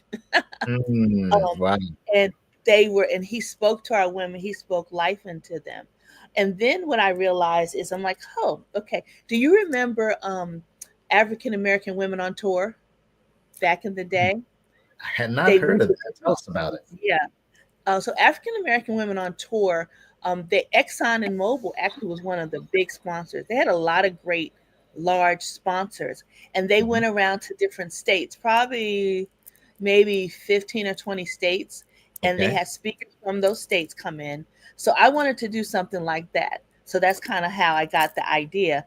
But then I realized, in 2018, I said, why don't I do a plus size virtual summit? Nice. I'm always up for a challenge. Good for And you. with that, because no one ever had done it, I said, we have all these in my network. I had been in this community since 1997. And so I started pulling people that talked about health and wellness, psychologists, models, a manufacturer. And so in March of 2018 was the first plus size virtual summer. And we had over 35 speakers. Awesome. Yep. And so I must have been crazy because I'm like, what was I thinking? And that was before, platforms like StreamYard or Sure. platforms like I think Zoom was out there, but it wasn't, Mhm. people weren't using it for virtual summit. So Right. I used a platform called Kartra. It was fairly new and I made it work. And I still have that content. I used anchor.fm. You can listen to those. We did about 30-minute conversations and Mhm. it really went well. And I've been asked since then, when are you doing another one? I'm like, oh, let me think about that. Oh my goodness. Oh my Yeah. goodness. That's awesome. So, how has your experience in digital marketing shaped your approach to AI consulting? Uh, it has shaped it totally. And what I mean by that is the digital marketing area opened it up for me. Because I remember Mhm. I said, I'm totally self-taught. I was at Howard University. We didn't have this. None of this existed when you Mm. or I That's were right. there at all. Exactly right. So you know how I learned a lot of things? I And I'm was just always 20. yes, there you go. I would learn because I would be on a webinar. Now, granted, most people, yes, they're going to try to sell you something at the end, but they give you a lot of education prior to that.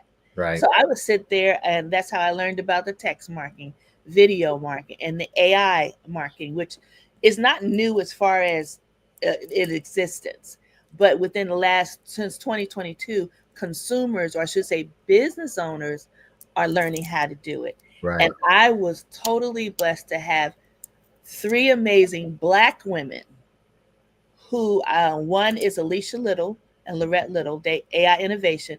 They actually have an accredited program for AI consultants. And the other is Dr. Kimberly West, which is the business of artificial intelligence. Mhm. These three sisters are leveling the playing field. They are not gatekeeping. They are, and they have a combination of different consultants, as we're called, but they really want African American men and women to take hold of this and be at the forefront at these different conferences. So, because I'm probably sure people listening, when you go to a lot of conferences, I was in the hotel industry for 13 years. When I went to a lot of conferences, number one, there weren't a lot of women, Mhm. and there definitely wasn't a lot of Black women. Right. So many times I would be it. Sure. So they're kind of leveling the playing field and opening the door for us and changing it. And I'm so grateful for that because I learn a lot, still learning. It's changing. It changes every day, to Sure. be perfectly honest. Let's dig into that a little bit more. So, Sure. what does being at the forefront of digital innovation in business mean to you? It means laying the groundwork for the people or the students behind me to have an easier time implementing. Awesome. Because we all know usually when you're the first or you're just kind of breaking the ground, you're not really sure what's ahead. And because AI changes every day, Right. the AI tools every day it's a new AI tool, and I'm talking about it could be 20 or more that launch every day. So people get overwhelmed, and I want African American our community to take harness of this. Don't be afraid of it. With YouTube and Instagram, you can and Udemy. If people aren't familiar with that, that's a platform. That's an educational platform. You can pay for any kind of class you want and learn it on your own in your home on the weekend, this week when maybe you're off from work. So that's what's important to me, opening the doors and saying, don't be afraid, you can do this. That's awesome. Thank you for sharing that. Sure. Let's dig a little bit deeper into the AI consulting and training services part. So, what are the key elements of your AI training program for small and medium-sized businesses? So the elements for me are first determine what the pain point is. Mm-hmm. And if for anyone listening, you want to do that even with your product or service.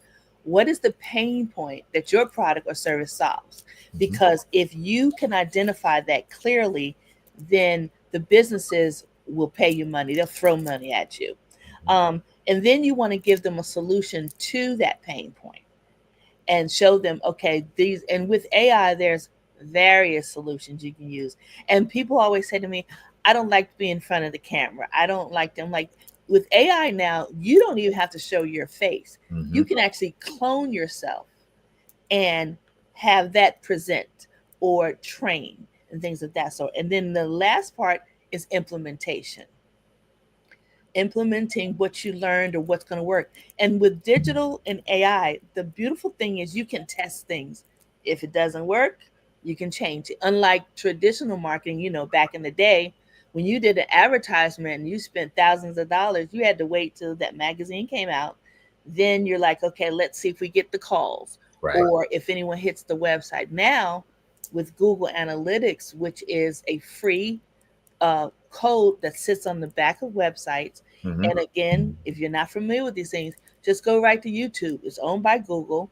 Put in Google Analytics and you'll learn from it. They'll answer the questions and you can see what's working. If people are coming to your your website. Do you remember back in the day, years ago, when we had the hit counter on websites? Absolutely.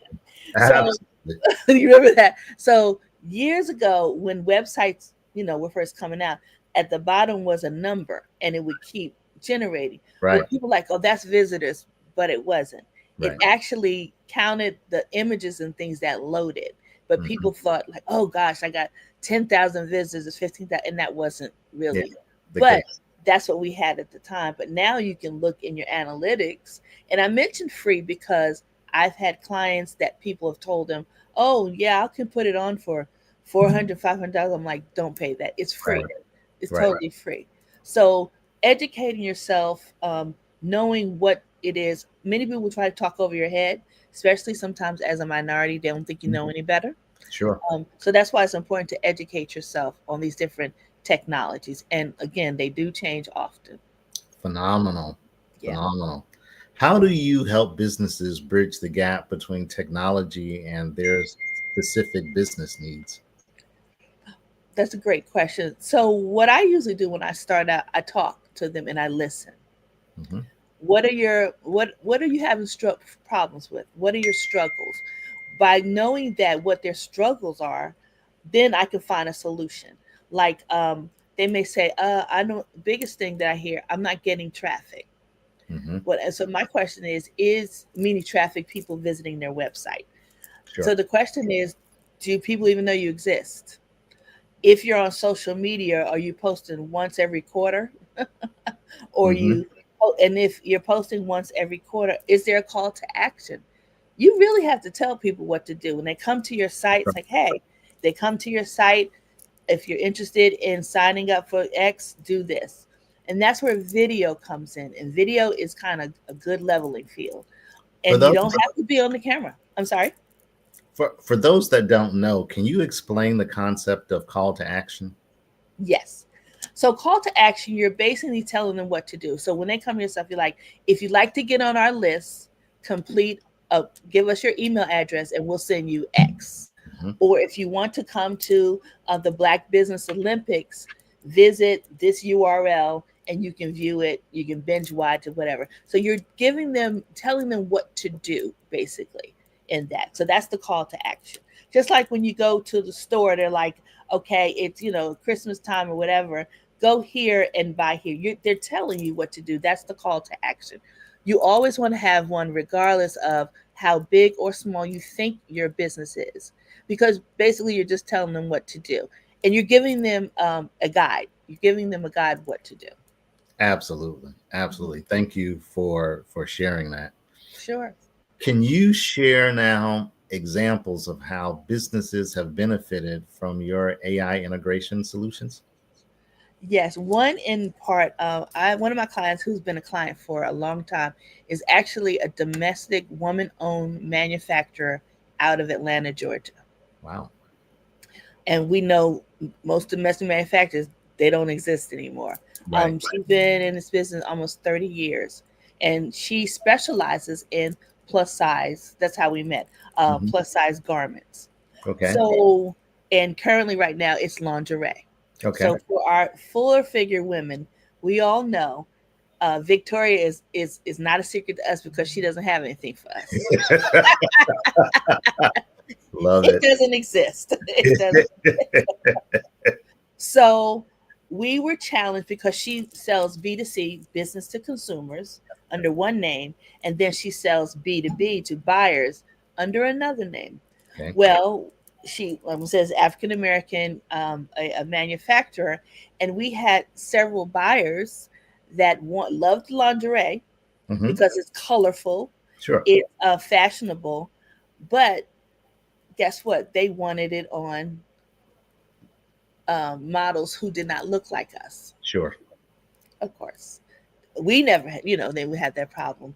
Right. We had the hardest time finding that, believe it or not. Hmm. No problem with the full figure African American women, but that was one. So, I mean, we went through probably 2 months trying to find. Oh, wow. We even went to some agencies. It was a bombshell. Hmm. So I'm like, you know what? Let's go to AI. Yeah. And she said, what do you mean? I said, we're going to go to AI.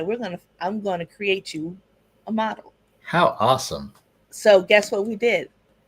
I found several different models, and through imaging.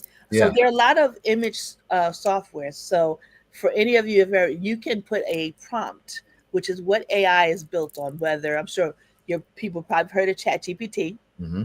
Everyone knows that.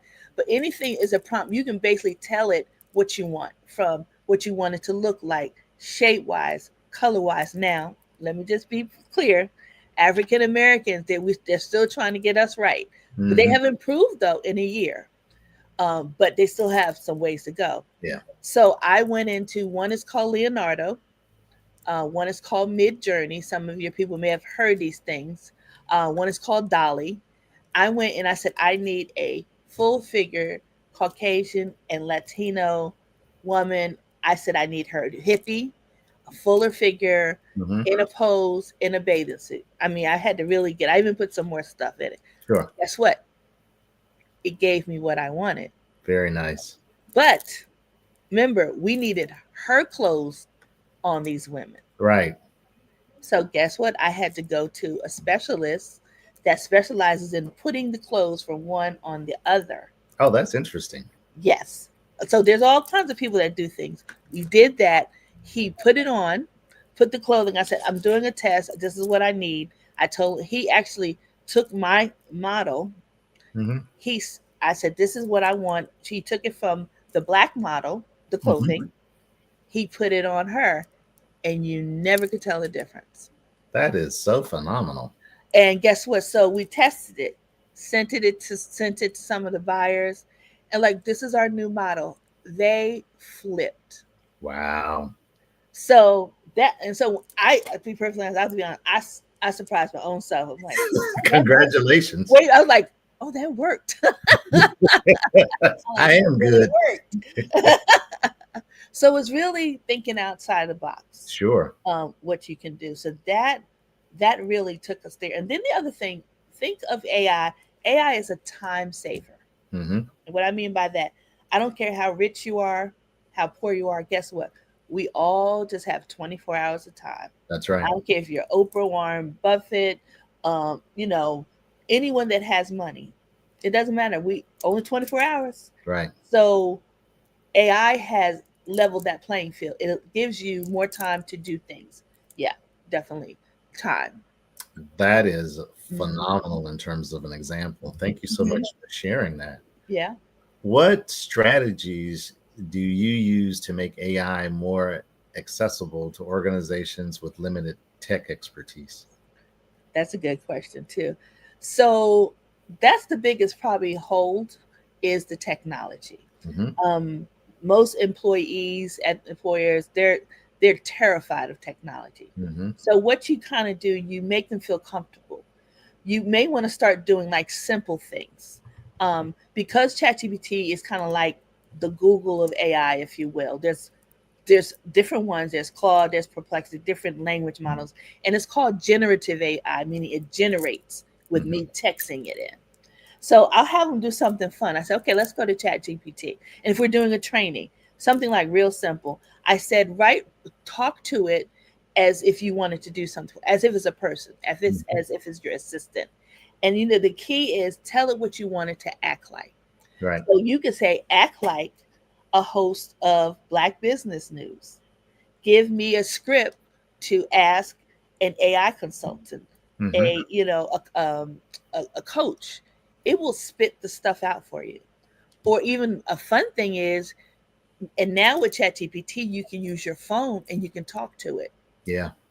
You don't have to type it. Right. So you can even take your phone, and I've done this because I have an 86-year-old vibrant mother. Mhm. And if you're not sure what these medicines do, take the phone, go to ChatGPT, take a picture of it, of what the name of the medicine, Yeah. say, what does this do? What are the side effects? Do you know it will spit it out for you? Very nice. Yeah. And another fun thing you can do, and I just do this kind of like as a break, because if you kind of bring us down, they're like, wow, this is interesting. I'm like, go to your refrigerator, take a picture of what's in your refrigerator, and hopefully they'll be able to identify it. Ask ChatGPT to give you some ideas for your dinner tonight. Oh, that's It will really split it out. Yeah. So it does things, like the real analytics and all of that, but the Mhm. fun stuff. So I think if we started off fun, especially our kids get bored easy. Sure. Do something fun. And then you can start saying, then when they see it, they're like, oh, it does that. I'm like, talk to it like it's a human. Mhm. Talk to it. And if it's not, and guess what? If it doesn't give you what you want, say, that's okay, but I really wanted this. Right. And it'll say, oh, okay. And it'll self-correct itself. So those are some things you can do. You want to make people feel comfortable. Absolutely. Absolutely. Going to delve a little bit deeper on that part. Sure. How do you stay updated with the rapidly evolving AI landscape, and how does this influence your training? Uh, that's a good question. I actually I find different, if you will, not newsletters, but video like every day they may come out with something. Mashable is one, or different things, or AI things. And I go on there and I subscribe to them. So that means every day they'll email you or either text you different things. And that's how I stay on top of things. And remember, I was telling you about the tools. There probably is about 20 or more tools that comes out daily. Oh, wow. Many of them do the same thing, Okay. but I always tell people, don't get so consumed with the tools. Find out what you need the tool for. So it may be, pictures, or it may be you're analyzing something, or you may need a tool that'll help you merge something or do a video. Determine what you wanted to do, then find the tool for that. There is a website called There's an AI for That. Oh, wow. Okay. That's Very- just one of the many. If Yeah. you Google AI tool directories, it'll spit all kinds of stuff out at you. And that's how I stay on top. Yeah. There's certain tools that I use over and over and over again, and then I don't stray away from. And one I like to share is an amazing one, because I'm big on, I personally don't like writing. Don't know if any of you out there like that. It takes me a long time to get started. Like I'll sit there and look at the screen and I'm like, okay, well, if you've ever been on an interview, Mhm. a webinar, even like this, a podcast, anything like that, and it doesn't have to be current, but it's Right. kind of evergreen. The information doesn't change. Sure. You can actually take that information, even a YouTube, So you can take that information and you can put it in this tool called Cast Magic, CASTMAGIC.io.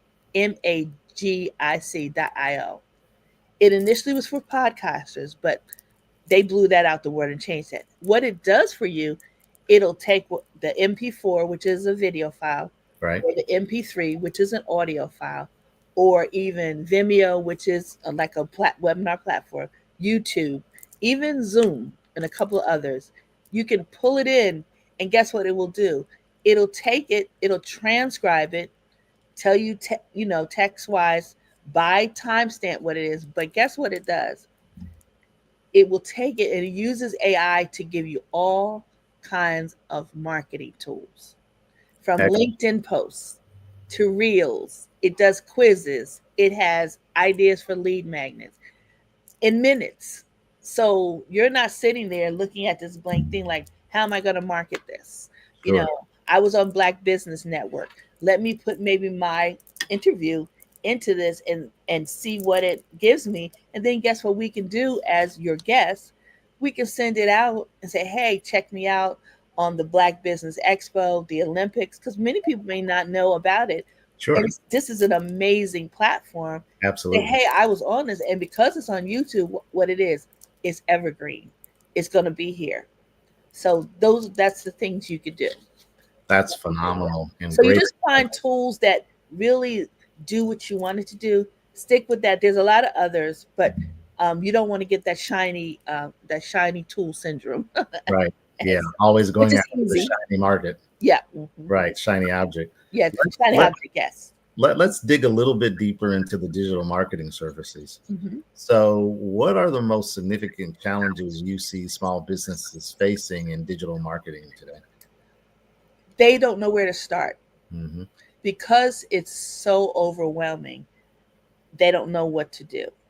So what I suggest for them is start, what is, again, your pain point? What is the problem you're having? If you're working, if you're an employer or employee, or you have your own business, what are you struggling with? Is it getting leads to is it getting traffic to your website? Even if it's social media, I've had people say, I'm posting, but I'm not getting it. The problem is you're messing with the algorithms. Mm-hmm. You're never going to win that game. Right. There's been people that posted daily, still nothing, but with no call to action. So you almost have to find, where is your customer? Mm-hmm. Your customer may not be on Facebook. Right. They may be on LinkedIn. And if business to business, you need to be definitely on LinkedIn. Right. If you're trying to find the decision makers, people who are going to buy, you got to be on LinkedIn, because 9 times out of 10, that person's not sitting on Instagram waiting for you to DM them. That's exactly right. And guess what? For women, it's Pinterest. Pinterest, the people there are about 80% women. Pinterest, but guess what? It's visual. So anything, if you're a sewer, interior designer, anything with visuals, Pinterest is your platform. So you go, where do they reside? And the thing is, you got to do a little research. Mm-hmm. Go to these platforms, put like a hashtag if you're a baker, or if you're a designer, or if you're an architect. Put that in a hashtag. See what comes up. Then from your competitors, like, oh, okay, are they posting daily? And if so, what are they posting? Right. So you have to do a little research, because they may be posting things you're not posting, and vice versa. So you need to find out where they are. And I think people don't realize that. You got to do a little homework. Absolutely. You have to do a little homework. How did your agency adapt to the challenges of the pandemic, particularly with virtual event management? Well, to be perfectly honest, it adapted real well. And I'll explain what I mean by that. So years ago, I worked as a trainer for Constant Contact. So I used to go around. They paid in contractors to do training. If for those that don't know, Constant Contact is an email service provider, one of the oldest, and it's a U.S. based out of the Boston, Massachusetts area. So, and they've since been bought by someone else. So I used to go around, travel, get different people on my list, etc. I emailed them, hey, this is what's happening. Well, what happened when the pandemic happened? Where were we? Home. Right. What do we have access to? The internet. That's right. I started getting inquiries left and right. Hi, I remember you. And people, when you have good information, they hold on to it. Mm-hmm. I was shocked. Some of these people I hadn't talked to in 4 or 5 years. They're like, remember you did a workshop at so and so? And I'm like, I think so. Yeah, well, I need your help now. Oh, nice. So what happened is, like something, it was terrible, but for my business, it worked out well because Sure. they finally got what I was trying to say. They were able to pivot. They were able to, even if they maybe had a product or service, especially a product, how do I pivot? Or it wasn't selling. I bet you it's selling now because Right. they can't go anywhere. They can't shop anywhere. So that's kind of what we did. We also started utilizing, Zoom Right. and other webinar platforms to communicate. What are you having problems with? This is some things that we do. And then we found the virtual piece. So remember, I did my virtual conference in 2018, which was 2 years before the pandemic.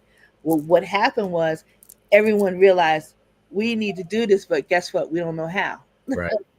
What's a virtual summit? How do I market? How do I set it up? How do I get the platform to do it? So I was able to pivot and say, we can do it for you, which Alana was like, fine.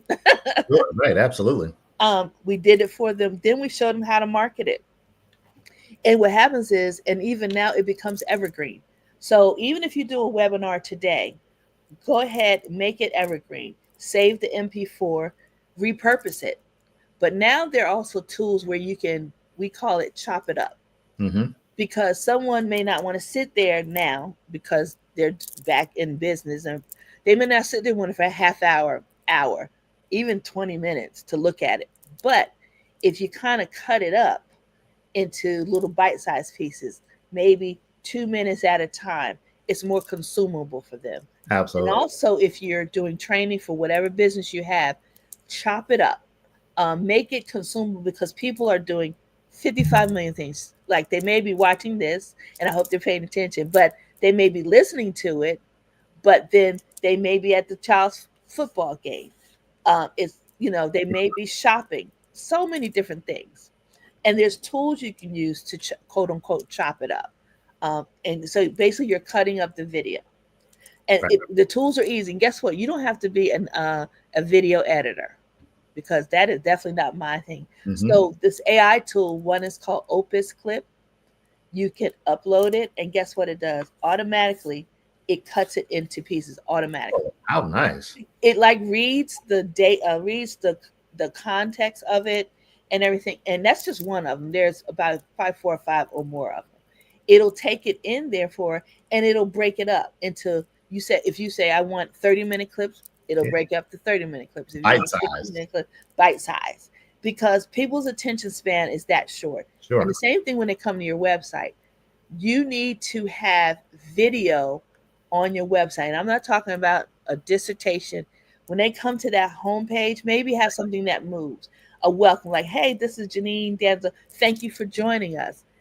Guide them with those call to actions. Yeah. If you're looking for this, press this. Because their attention spans are real short. Exactly. Very, very, very short.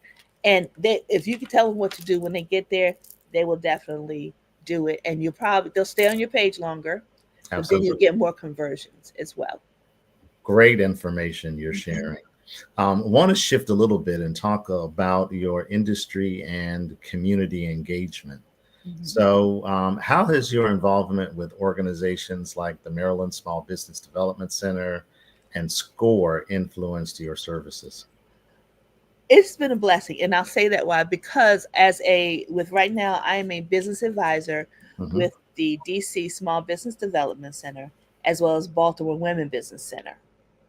And what that entails, for those that may not know, you can get free business advisor services at these platforms for free, from people helping you with certifications, business plans, showing you how to do it, learning about government contracting. Exactly.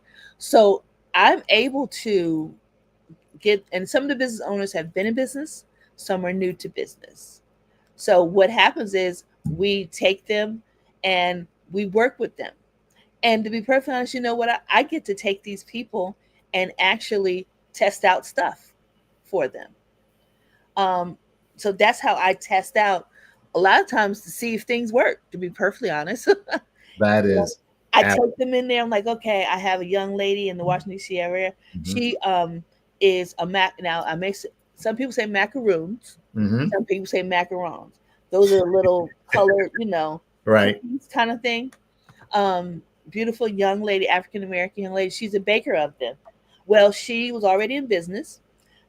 She won a grant and she actually purchased a machine that allows her to customize the macarons. Meaning, if she could take the BX from Black USA image and put them on the macarons, well, guess what that opened up for her? A whole new corporate area. Absolutely. And we all know corporate pays. So now, and she's my advisor client. So I'm able to say, okay, let's try this. Let's do different things like that. So wherever you're listening to this at, I know in the United States, I don't think it's outside the United States. Look up Small Business Development Center. If you need help with your business and your money is a little funny right now, go there. It's backed partially by SBA, Small Business Administration. Go fill out the form and they'll ask you kind of like what you need help with. Trust me, it's free. That is $99. That is awesome. Janine Biggins, it has been absolutely wonderful having you on the Black Business Network. Thank you for having me. Thank you so much for sharing your expertise with us. Sure, you're welcome.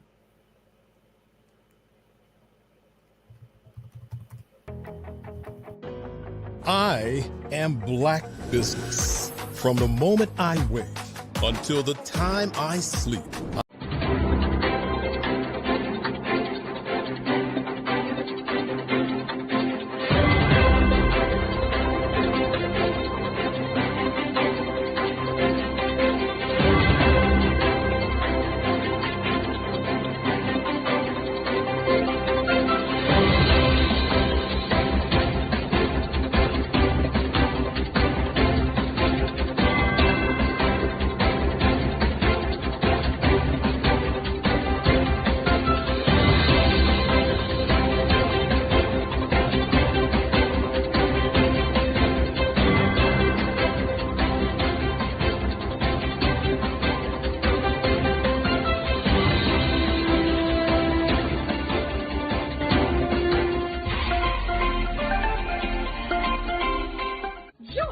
Dr. Eric Kelly III and a host of phenomenal speakers from all around the globe for this 7-day virtual event that you don't want to miss.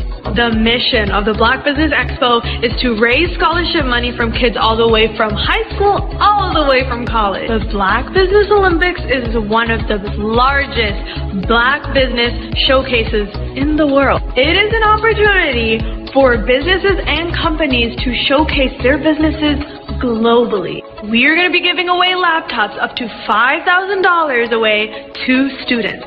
Again, I'm Olivia Appleberry, the founder of 2 Cents Finance and one of the speakers for the expo. I am so excited to see you there. For more info, go to www.blackbusinessexpousa.com or call 919-308-9090 and hope to see you there.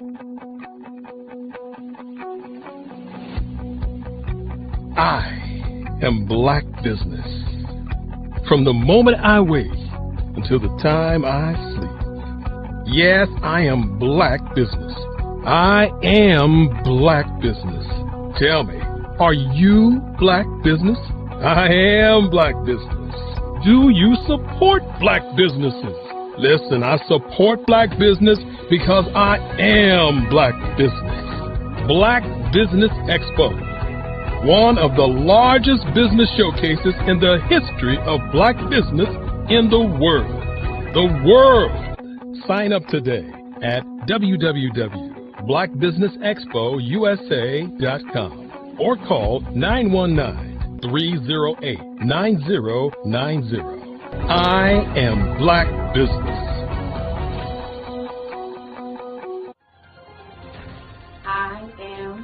Black business. From the moment I wake until the time I sleep, I am Black business. I am Black business. Are you Black business? I am Black business. Do you support Black businesses? I support Black business because I am Black business. Black Business Expo, one of the largest business showcases in the history of Black America in North Carolina. Join Dr. Eric Kelly III and a host of phenomenal speakers from all around the globe for this 7-day virtual event that you don't want to miss. The mission of the Black Business Expo is to raise scholarship money from kids all the way from high school, all the way from college. The Black Business Olympics is one of the largest Black business showcases in the world. It is an opportunity for businesses and companies to showcase their businesses globally. We are going to be giving away laptops up to $5,000 away to students. Again, I'm Olivia Appleberry, the founder of 2 Cents Finance and one of the speakers for the expo. I am so excited to see you there. For more info, go to www.blackbusinessexpousa.com or call 919-308-9090 and hope to see you there. I am Black business. From the moment I wake until the time I sleep. Yes, I am Black business. I am Black business. Tell me, are you Black business? I am Black business. Do you support Black businesses? Listen, I support Black business because I am Black business. Black Business Expo, one of the largest business showcases in the history of Black business in the world.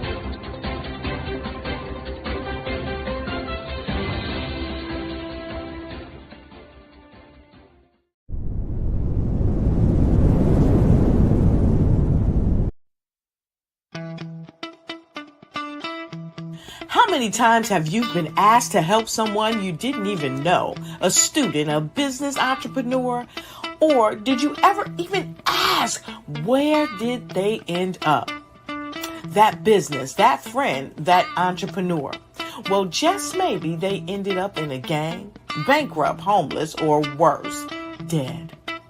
Maybe they turned to crime, drugs, and alcohol. Did you ever wonder? Did you destroy their dream, or was your life always so easy? At the Black Business Olympics, we started a movement to help students complete. Give them hope and foster success. Help them to leave their dreams of providing laptops, computers, and up to $5,000 in scholarship funds.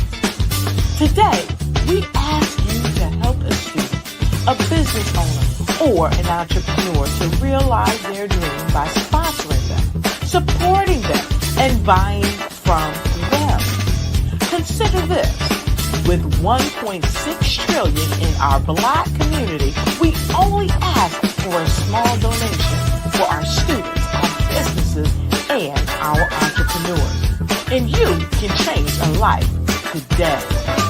So I ask you, what are you going to do? Sit on the sidelines and watch our students in high school be leaders, miss out on their dream from lack of resources? Or are you going to donate to the movement and change their future and yours as well? Give us a call today at 919-308-9090. Change their life by investing with action to the Black Business Olympic Fund. The Black Business Olympics, one of the largest business showcases of Black business in the history of the world.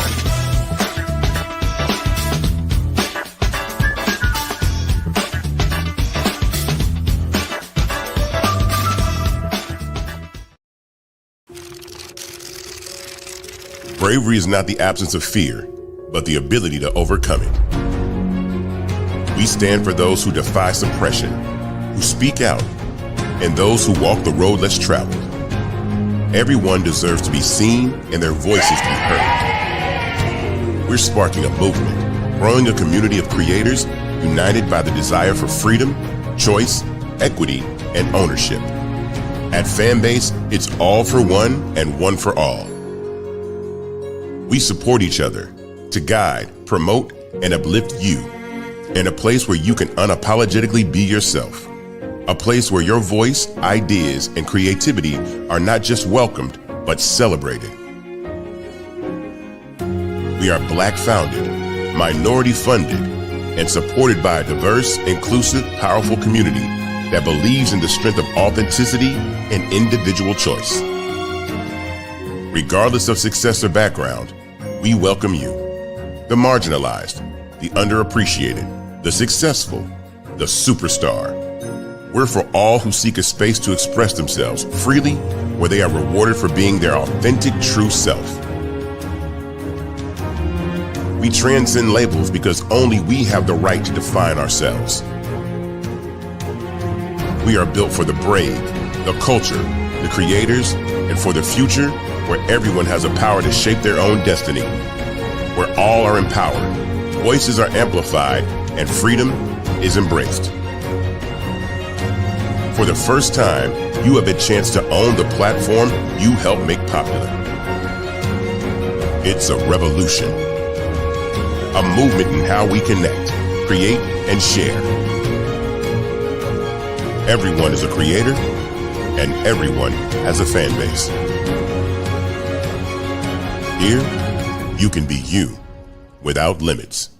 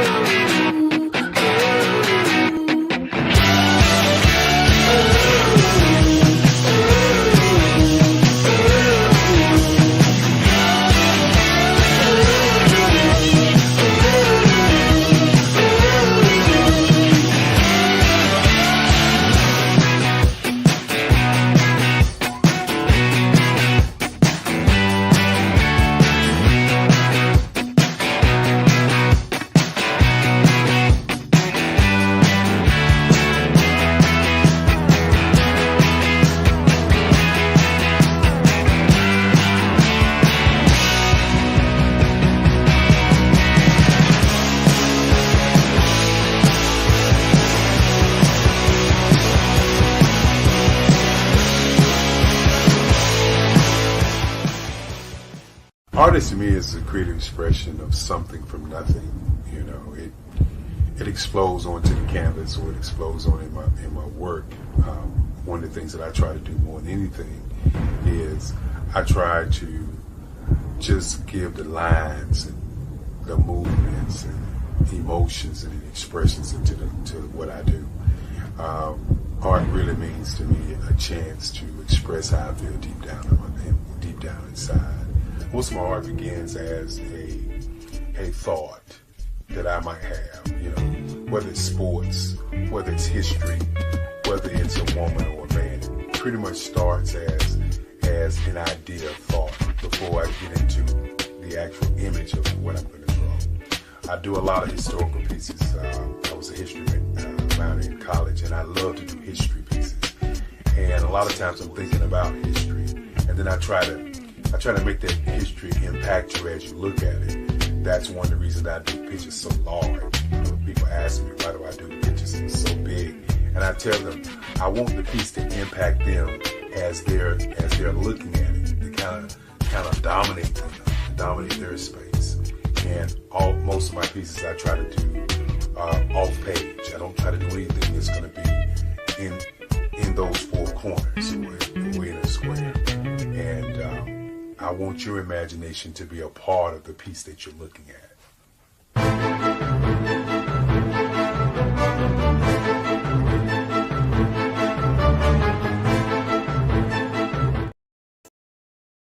Are you a forward-thinking entrepreneur or business owner? The world is changing faster than ever, and it's time to pivot and adapt to the future. Hello LLC is here to help you do just that. Hello stands for helping enterprises leverage leading-edge optimizations. Our innovative solutions can streamline operations, reduce overhead costs, and give you a competitive edge in a market projected to reach $5 trillion by 2030. By pivoting to the metaverse, businesses can tap into a rapidly growing market that is projected to be a significant part of daily life for 25% of Americans by 2026. As a full digital metaverse agency, the Hello LLC can help you create custom solutions to streamline operations, increase productivity, reduce costs, and drive brand recognition. Why should you pivot to the metaverse with the Hello LLC?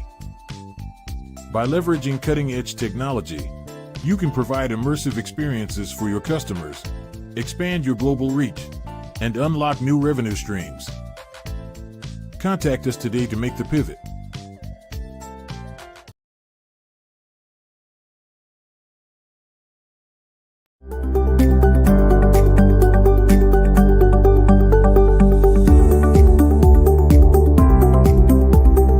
My name is Katie Bennett, and I own Lexicon Presents Publishing. We are a publishing and media company that helps you take your story and share it with the world.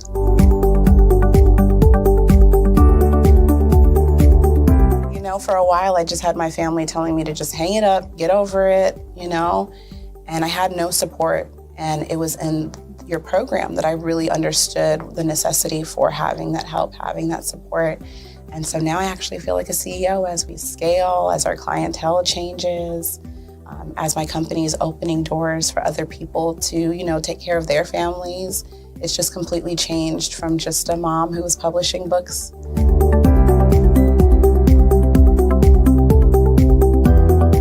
I was at a point where my job, although it was paying really well, wasn't enough. And my business was always in the red, and I was tired of it. And so I came in just hoping to get some sort of help to just not end up in the red every month.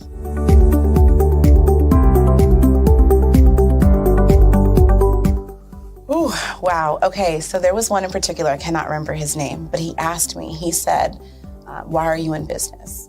And I told him that I wanted to make a difference and I want to help my community. And he let me ramble on for a while.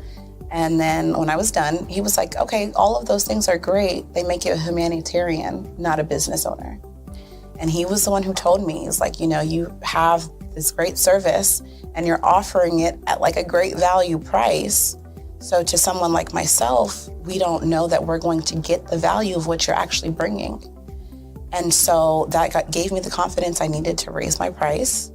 It gave me the confidence to go after my actual client that I actually prefer to work with. And it really just changed everything for me. I don't think without him kind of giving me that push, I don't think I would have gotten to this point or position.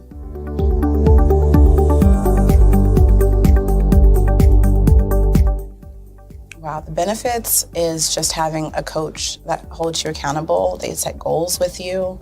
That's been my favorite part. She has amazing experience, you know, and so she brings her strategies and her ideas, and she helped me narrow down, what services I actually wanted to offer, how I could actually continue to offer it, how many clients at one time could I have. All of the information that she's given has just really transformed my entire company.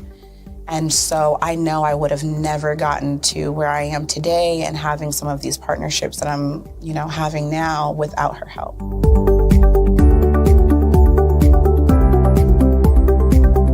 You're going to get information that you're not going to find on YouTube. You actually take the time to strategically give us the information, then give us time to actually apply it. I would also say that so that you're not just out on a ledge alone trying to figure this out. Like, you deserve to be in a community with other people who also want to grow their business. And then finally, the biggest thing I think I took away from CMET was that I had a whole office in Longwood, I still do, and at the time I had not paid my business tax receipt. I didn't know that that was something you had to do. So that was like one of the first couple days of information. And I'm like, oh my gosh, let me go get that together right now. So I'm really glad that, CMET was there for myself. And, anybody else who has the opportunity, they need to do it.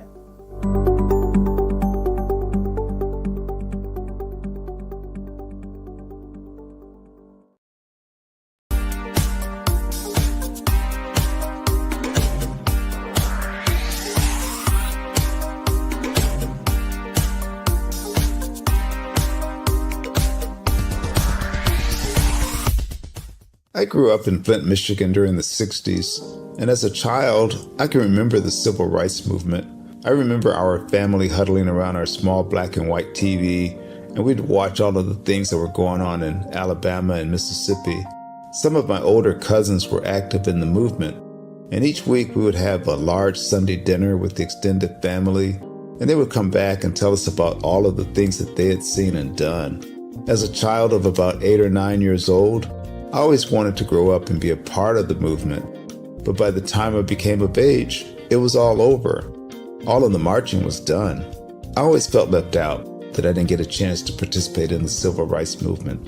But little did I know that God had another plan for me as a computer instructor and database developer. But even then, it bothered me that I didn't see many people of color in my classes. That is when journalist Dr. John Ray introduced me to Dr. Joel Dudley Sr. and Dr. Eunice Dudley of Dudley Products, who had been mentored by the millionaire S.B. Fuller. Through Dr. Dudley, I was introduced to Dr. Lafayette Jones, past Vice President of Marketing for John H. Johnson of Johnson Publishing, and his wife, Sandra Miller Jones, who was a Vice President at Quaker Oats, and together they created SMSI, a national marketing firm. Dr. George C. Frazier of FrazierNet and the Power Networking Conference, Dr. Jackie Mayfield of ComproTax, founder of the largest Black-owned income tax service, and even billionaire Michael B. Roberts. They all believe that the way to close the wealth gap is through entrepreneurship, because we as a people had to overcome slavery, and secondly, obtain our civil rights to be able to eat in any restaurant or stay at any hotel that we wanted. But the third piece is economic equality. And now I am also convinced that we must become entrepreneurs, and to do so we must embrace technology and a strategy of global networking. That is why I created Every.Black, to use my vast experience as a computer instructor to teach entrepreneurs how to use technology and artificial intelligence in business. Every.Black members are listed in our online website directory, promoted in our digital newsletter, on our social media, and on our podcast. And we also conduct weekly virtual mastermind meetings where we read positive books, learn from the experts, while networking with like-minded individuals from around the world, educating them about every aspect of becoming a successful entrepreneur. That is what Every.Black is all about. Just go to www.every.black to take the AI and tech classes you need, to register for our mastermind meetings, and to join the Every.Black family. Visit us at www.every.black and sign up today. Just go to every.black, every.black. No .com, no .net. Just every.black. .black is the new .com.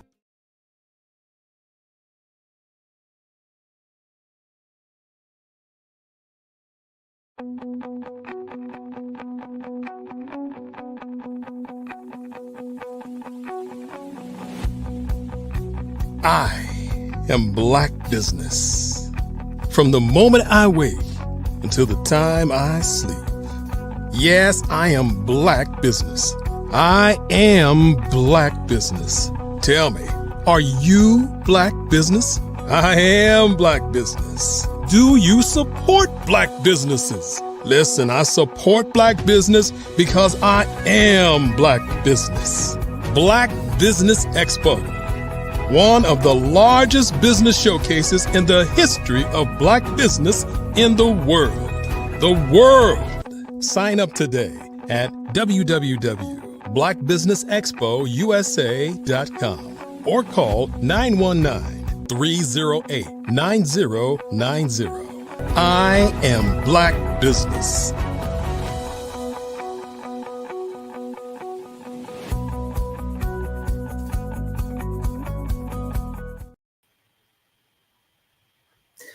Good day, business owners, entrepreneurs, thought leaders, and corporations. Welcome to the Black Business Network.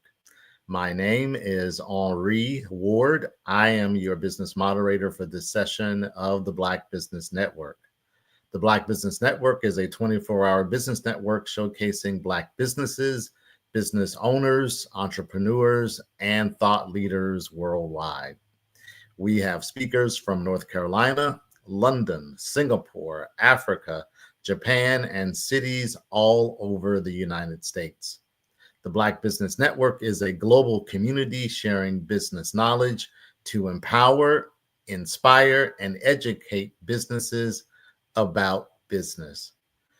Our next speaker is Jerron Waters, also known as JL the Genius. Jerron is a marketing expert, innovator, and thought leader who began his entrepreneurial journey at just 19 years old. Over the years, he mastered the sales funnel strategies, helping high-level entrepreneurs scale from six-figure annual earnings to six-figure monthly revenues. JL is the author of Profit Funnels, host of the Legacy Talk podcast, and a trusted advisor known for empowering entrepreneurs to inspire, impact, and improve the world by turning their genius ideas into thriving businesses. His mission is to help others build a solid foundation to create lasting legacies, with some clients even achieving six-figure days under his guidance. Please welcome Jerron Waters.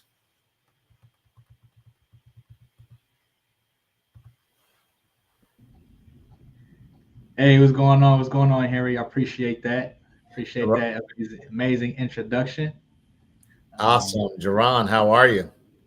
I'm phenomenal, my brother. I'm phenomenal. I'm blessed to be on this platform speaking again. And it's always good to give the knowledge that I have and share it with others so they can be able to take it, implement it, and go grow and scale their businesses. So I'm phenomenal. Absolutely. Well, why don't we get right into it? Tell me what inspired you to start your marketing journey as an inventor at age 19? So when I was 19, I was in college. And so I'm from Indiana. So I went to a school called IUPUI, Indiana University, Purdue University of Indianapolis. And at the time, I was kind of doing everything, right? I had the shiny object syndrome. Mm-hmm. So I heard about wholesaling, so I wanted to do wholesaling. So I heard about affiliate marketing, I wanted to do affiliate marketing. I heard about e-commerce, I wanted to do e-commerce. So I was kind of all over the place, as a beginning entrepreneur. And one day I was making calls. I was driving for dollars, right? So we would go drive around the city and we would see signs of for sale by owner houses. Mm-hmm. And I was just making calls one day, and I got connected to a guy. His name was Kevin, and we were talking, and he was like, "Man, I love what you're talking about. I think you should meet my mentor." So I was like, "Okay, yeah, introduce us." So he introduced me to the guy. The guy's name was Rick, and I had my invention at the time. He was telling me, he's like, "Man, I love your invention. I love everything you're talking about." He's like, "You're just missing one thing." He's like, "What do all businesses need?"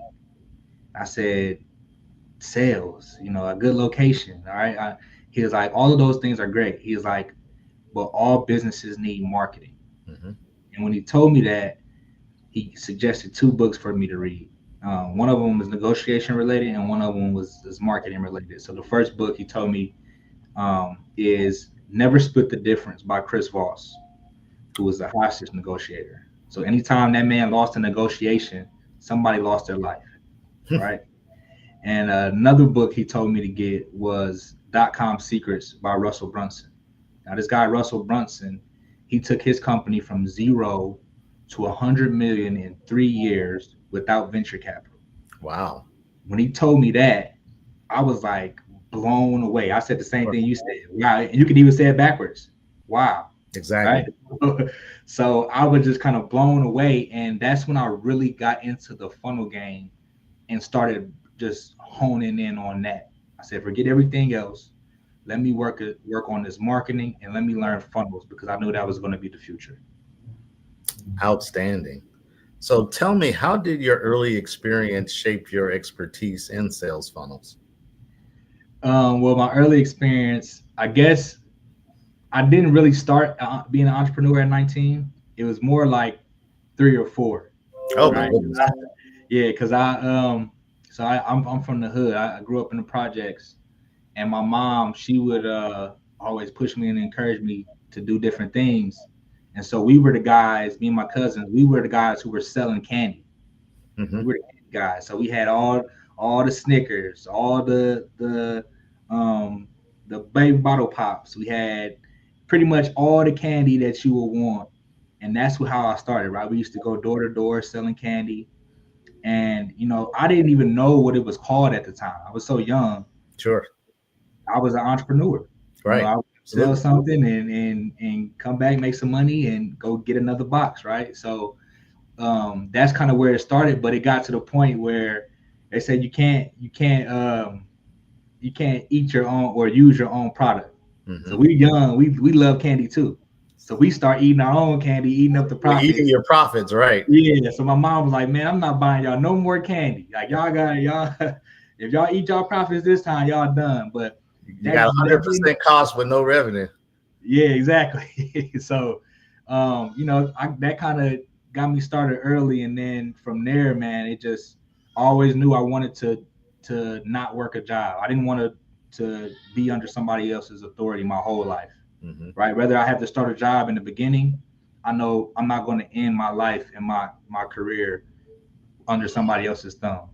And so, going through my life now, it's a process. We all, as entrepreneurs, you live, you learn, you grow, you meet good people. You meet people who you think have good intentions but really have bad intentions, and you just kind of have to learn and go with the flow. The thing about entrepreneurship that I love is it's all about iteration. It's all about, maneuvering. How can I adjust? AI just came out. I'm an old school marketer. How do I adjust to that? It's just like different things like that. And so, that kind of, my early days of selling candy kind of got me started. That's a good way to start. Yes, Tell us a little bit about what is the core message behind your book, Profit Funnels? So Profit Funnels came about, one, when I needed a digital product. Mm-hmm. I didn't have anything to sell online. And so I needed something to sell. And so I'm like, well, I know about funnels. Let me create a funnel book, because I had just helped a guy. He was making 6 figures a year, only $100,000 a year. We helped him have his first $50,000 a month. And then we helped him have $100,000 day. Wow. By doing what we call challenges. So it's like coaching people. Instead of doing 101s, he was doing one-to-many. Mm-hmm. Right. So he would be one person talking to a lot of people in a Zoom room, and at the end of the 5 days, he would make an offer. So his offer, we helped him create a high ticket offer, and so that's how he was able to make $100,000 in a day. Mm-hmm. Once we did that, and I'm like, okay, I got a formula. I tried it with another lady. She did the same. She came in. The first guy, he didn't have a large following. He didn't have anything. He knew how to talk. He knew about his he knew what he can sell. He knew what his services were, and he could talk. Second lady, she had a large Facebook group, but she wasn't really monetizing. It was just sitting there. So we took her, put her through the same process, 5-day challenge. The first challenge, she only had $89,000 a day. She wasn't happy with it. So like, okay, let's go back to the drawing board. We got to get you to 100,000. Mm-hmm. So went back to the drawing board, made some tweaks, did more promotions. About 2 or 3 challenges later, that's when she had her 100K day, and she was able to get a reward. And then, that's happened on another instance as well. But yeah, it's a strategy to it. It's like putting a hamster in a hamster wheel. You take a hamster out, put another one in, and it just keeps going, right? It's like the rat race. They got most people in the rat race. You wake up, go to work, leave work, you're tired, go home and eat, do it again the next day. You got to figure out, okay, how can I do this in my business? And then how can I position myself to kind of step away from my business and still be able to, generate a profit? Exactly. Awesome information you're sharing. Tell us a little bit about how do automated marketing strategies differ from traditional methods, and why are they so effective? They're effective because they're efficient, right? Mhm. Time. If I had to go out and email 1,000 people one by one through my Gmail, that would take hours, right? And most people don't even know this because they haven't done it. But Google limits you to how many emails you can send a day. So when you get to like 200, something like that, 300, they block you. You can't even send any more emails a day. Most people don't know that because they haven't done that. Right, because Google looks at it as spam. Yeah, exactly. And so automation is a lot quicker. I can build my list up, and I can send create one text message, send it to my whole list. Create one email, send it to my whole list at the same time. I can have people text a number, right? So if I say text, VIP to 727-325-6110. Now I can have people who are watching right now text that, and they'll get an automated response. It's not coming from me, it's coming from the automation. Right. Versus back in the day, the guerrilla marketing strategies was going door to door, getting a table, posting up in a lot, getting a table, putting a sign out saying, hey, we're selling this, we're doing this. You're limiting your reach, right? And that's why I love automation. That's the difference between the traditional and the automation now is marketing now is your reach is unlimited. We have social media, right? When people started back in the day, there was no social media. Social media is still an infant. Right. So now you can press one button, go live, and people clear across the world can tune in. We're streaming right now on multiple platforms. That's right. People can tune in from all over the world right now. This wasn't 20, 30 years ago. This wasn't available. Right. So now we're living in the best time where we have to take advantage of this opportunity because it's like the gold rush. It's like the modern day gold rush. AI, people shouldn't be scared of AI.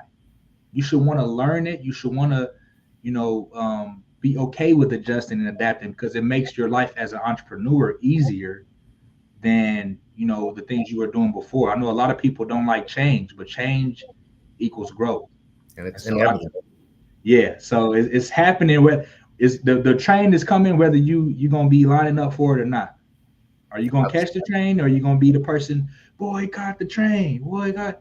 Like, what do you want to do? This is the money train here. You going to get on the money train, or you just going to sit around with a little bucket and pail trying to get people to not get on the train, right? So don't fight nature. Don't fight life. Just go with it, adjust and adapt. So I talk about, I love entrepreneurship because you have to be able to do something differently if something better comes along. You have to be willing to do that.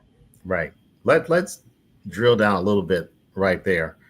What advice would you give to entrepreneurs looking to scale their business quickly? If you want to scale quickly, let me tell you this: overnight success is 10 to 15 years. Right, so it's going to take some time. You may want to say that again. Overnight success 10 to 15 years. So people who you see blowing up now, they've been putting in the work for a long time. I have an acronym called REPS. And REPS is repeated execution produces success. And so if you're not doing the same things repeatedly, you're not going to get better, especially if you're not measuring it, right? So one of the things that if people want to scale quickly, I would get out of the shell and I would start posting content every day. I would start going live every day, just building up the muscle. Most people are scared of others' opinions, but that, people won't have opinions whether you're making money or you're not. So I would just start building the muscle of making yourself known, because that's all marketing is. Marketing is just making yourself findable for people who are already looking for you. So there's somebody out there who's looking for you. There's somebody out there who you can help and you can serve. But if you're not putting yourself in a position so they can see you, then you're living under a rock, right? You could be the best, marketer, you could be the best chef, you could be the best coach. If you don't go out there and promote yourself or have somebody else promote you, then you're gonna be stuck. So the fastest way to do it, I would say, is number one. There's really only 5 ways to generate traffic, but I'll break it down. So number one, I would say joint ventures, partnerships. If you're a person who has a small audience, what I would do is find somebody who is kind of in my space, but don't necessarily do what I do or do what you do, and they have a larger audience.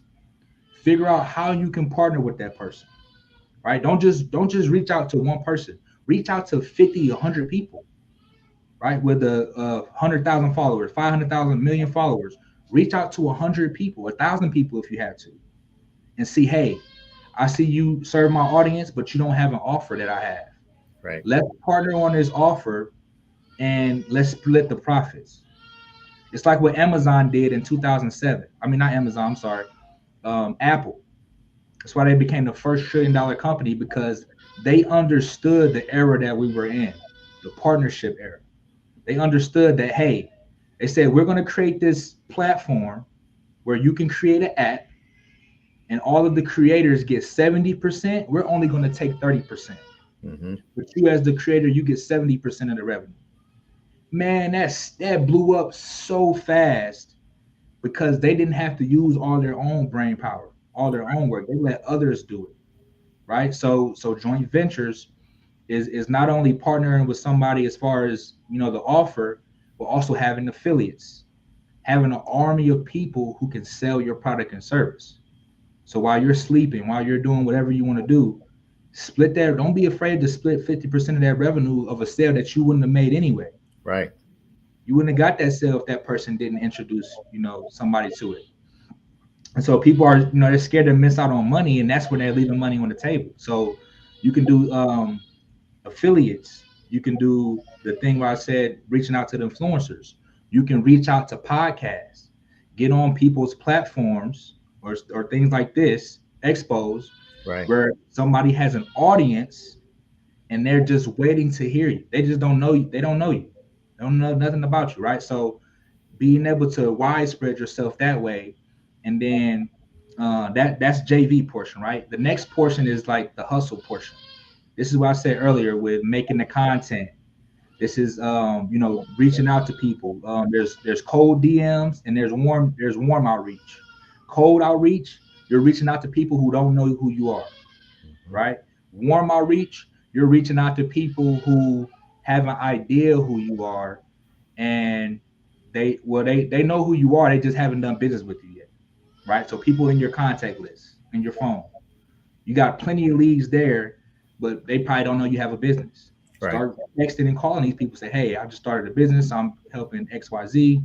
Do you know anybody who'd be interested? So that way you don't put them in an awkward position where they're like, no, I don't want your service. Ask them, do you know anybody right who'd be interested in whatever you sell?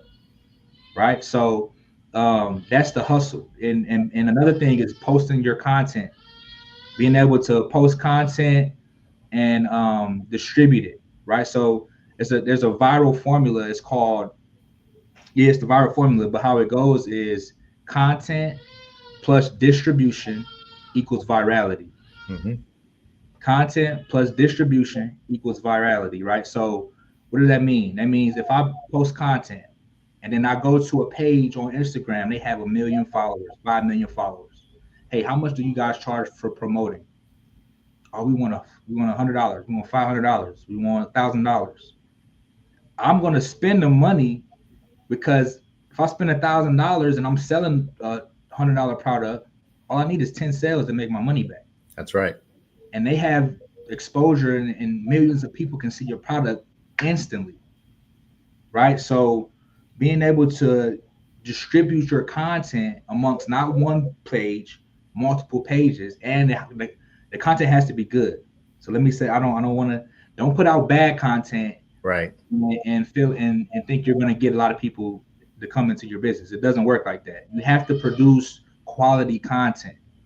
right? And so people, a lot of times I run into a problem where people are like, man, I don't want to give them everything. I don't want to give them too much. See, if you ever feel like you don't want to give somebody too much, that means you don't know enough. Mm-hmm. You need to learn more. You need to hit the drawing board. Great advice. I will much rather give somebody, see, this is the game right here. I'm going to give you guys just a secret. Give away the game. Give away the information for free. Give it all away. The whole kitchen. Throw the pot at them and everything. And charge for the implementation. Mm-hmm. I'm going to say that again. Give away the information. Mm-hmm. You charge for the implementation. What does that mean?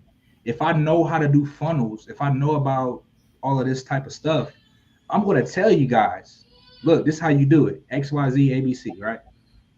But when it comes to doing it, you still have to go put in the work. Right. Most people are not going to go and build out a funnel right from scratch. You know, some people will, a small percentage, but most people won't. Right. You're like, man, I need help. I keep getting stuck. And that's when you hire somebody, right? And so I would do that portion. So we talked about joint ventures. We talked about hustling. Another form to scale your business fast is paid advertising, right? Being able to pay to get on these platforms, to get on Instagram, Facebook, YouTube, and promote yourself like that, advertise like that, right? So that's always huge because now you're collecting data. No ad dollar is wasted. Every time you spend $1 in ads and you get a lead or you get some type of information, that's not wasted money. That's just showing you what doesn't work. That's right. So with the ad formula, take some of your organic, and when I say organic, that means like regular content that you post. Take something that performed well and run an ad for that, right? Like this already did well organically. So now I know when I put an ad on it and put some ad spend behind it, it's going to blow up, right? So that's another way somebody can scale quickly. And of course, use funnels. Last thing I'll say is to use and leverage funnels. Funnels, if you've watched any of my content, it's like your website on steroids, right? So think about it as somebody's going to a restaurant, fast food restaurant. They pull up, they just want a burger. Like, man, I'm starving. I just want a burger. So like, okay, we're gonna get a burger. Do you want to make it a meal? You want to add fries and a drink with that? That's what you call an upsell. Mm-hmm. You're not going to make any money on that burger. When you buy that burger by itself, they're going to lose money. So it's the same as in our business. When we give somebody something for free and we spend ads on it, we're going to lose that initial money. But if you don't have any upsells, what's next? What can they buy after that? That's when you make the money. That's when you make the profit. Because now, essentially, when you add the upsells, everybody's not going to get it. But if 10% get it, that can offset your ad spend. Right. If you add 2 upsells, so if you sell them something again, now you're really in the profit. Now you're making good money. And on top of that, you have the data, you have the contact information for this person. You have the name, the phone number, the email. So now you have a list. Because what's going to happen if you get up to 1 million followers? I've seen it happen too many times. You get up to 1 million followers, 100,000 followers on Instagram, and they shut down your account. And you didn't collect not a single email. You didn't collect not a single phone number. Right. Now you got to start from scratch, right?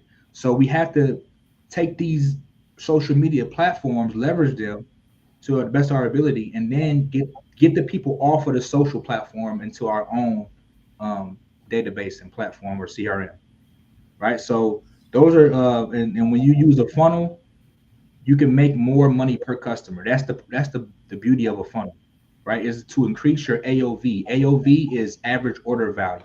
Mm-hmm. That means if 10 customers come to my store and I'm selling something for $10, my AOV is $10. Everybody bought it for $10. That's the average order value. Mm-hmm. But if I upsell something that's $100, and out of those 10 people, 3 people buy it, that's increasing my average order value because now they're spending more money.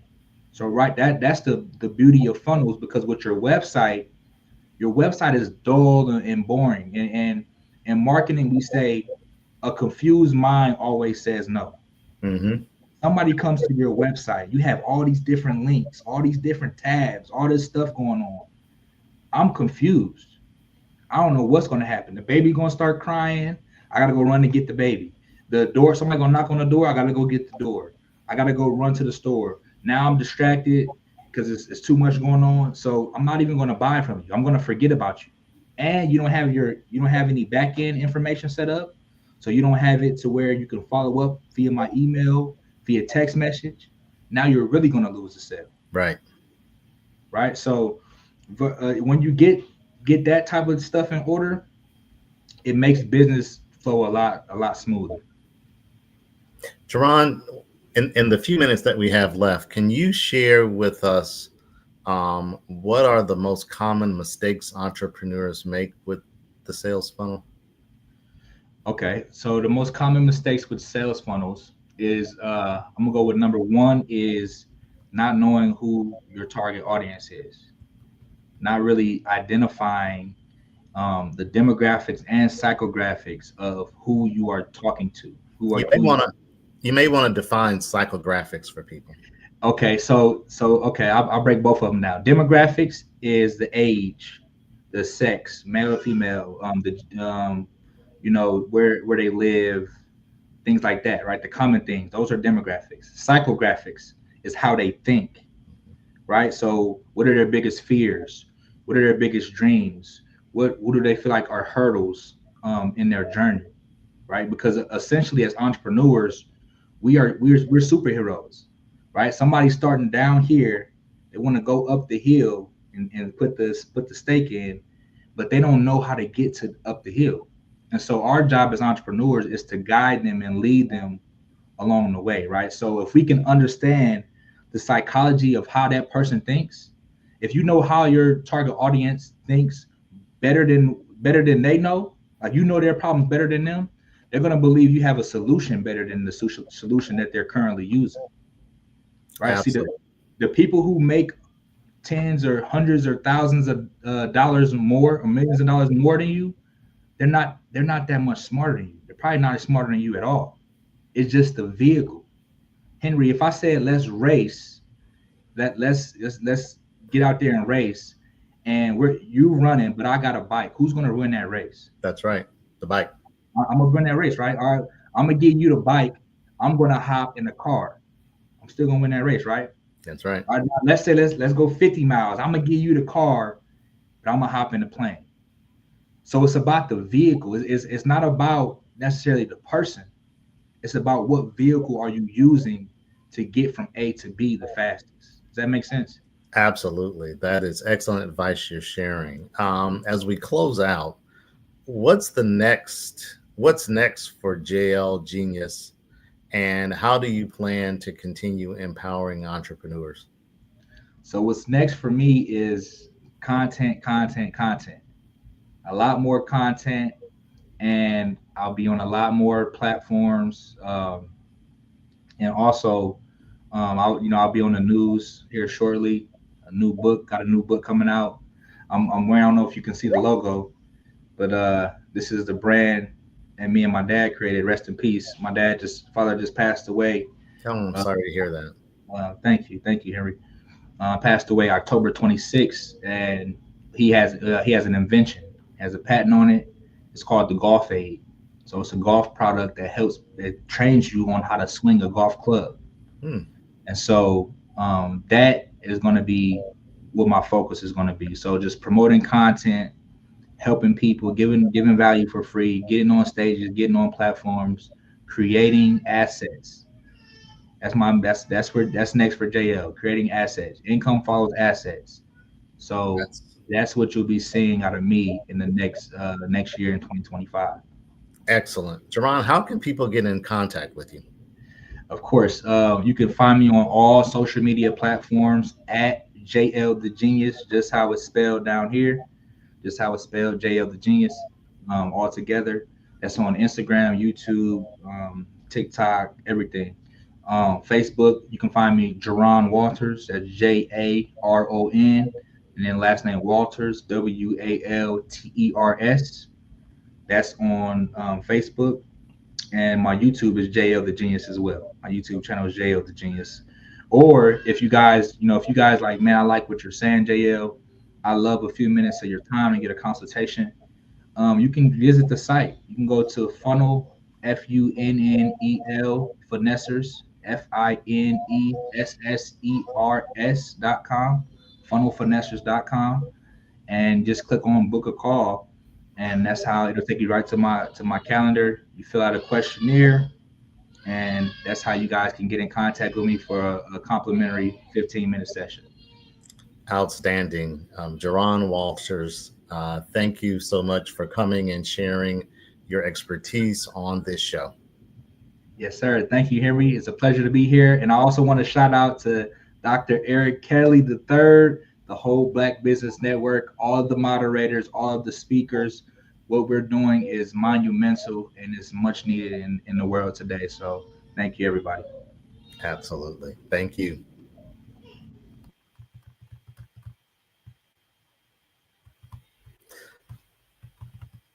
The Black Business Expo's mission is to raise funds for high school seniors going to college or K through 12 entrepreneurs. This expo is a fundraiser for students. You may go to www.blackbusinessexpousa.com to donate. That's www.blackbusinessexpousa.com to donate to the scholarship fund, or use the Cash App that's on the screen below and say $BBBXUSA. I'm correcting myself. That should be $BBXUSA. $BBXUSA. Our goal is to give laptops and up to $5,000 to 10 students. Students can register online at www.blackbusinessexpousa.com. Every dollar counts, so we want to remind you to donate to the scholarship fund.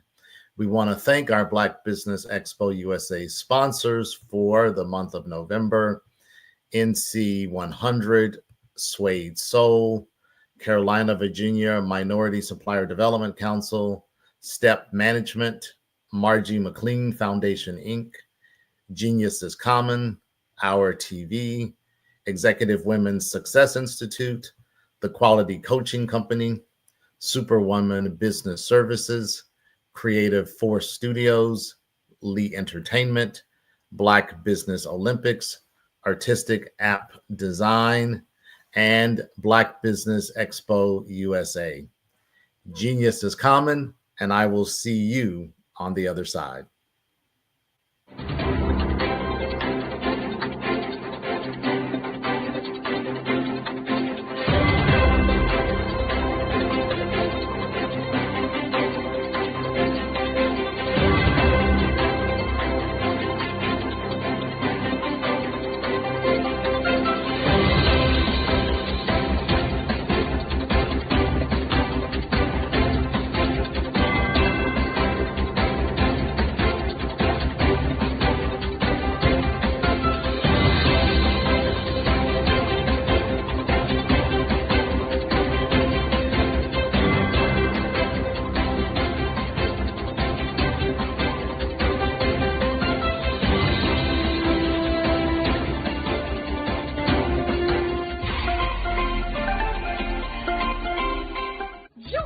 Dr. Eric Kelly III and a host of phenomenal speakers from all around the globe for this 7-day virtual event that you don't want to miss.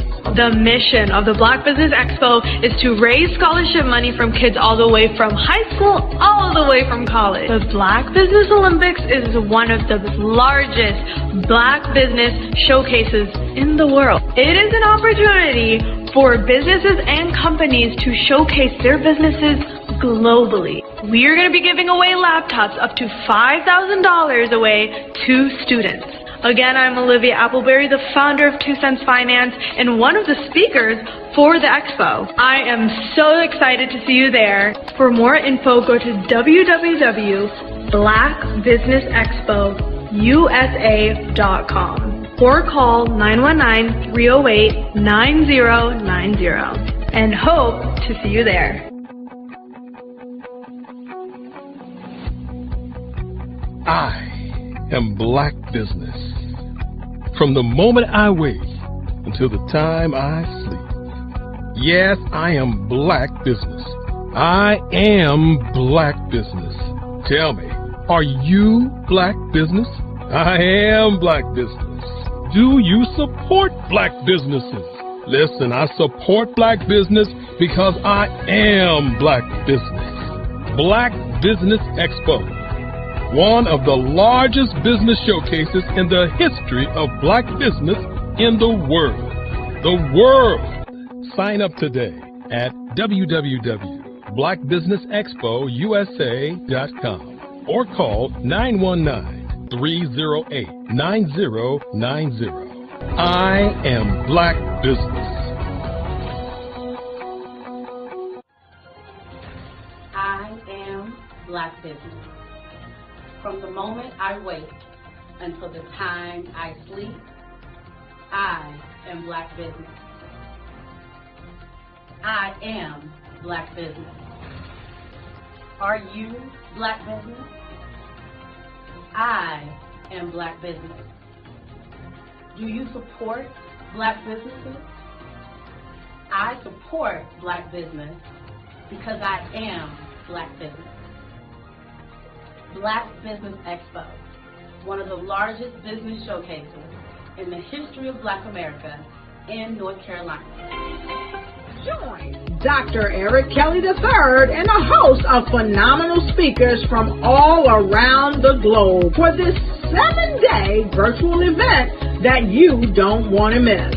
The mission of the Black Business Expo is to raise scholarship money from kids all the way from high school all the way from college. The Black Business Olympics is one of the largest Black business showcases in the world. It is an opportunity for businesses and companies to showcase their businesses globally. We are going to be giving away laptops up to $5,000 away to students. Again, I'm Olivia Appleberry, the founder of 2 Cents Finance and one of the speakers for the expo. I am so excited to see you there. For more info, go to www.blackbusinessexpousa.com or call 919-308-9090 and hope to see you there.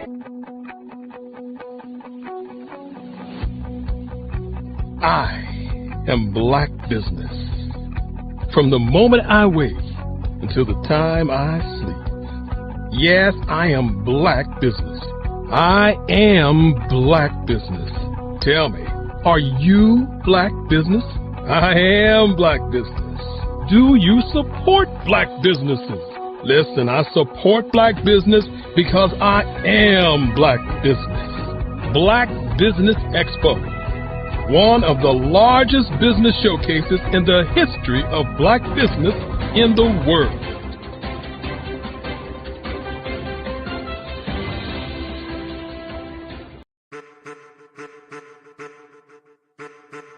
I am a child of the Most High God. He has gifted me in ways that I could not even imagine and didn't know.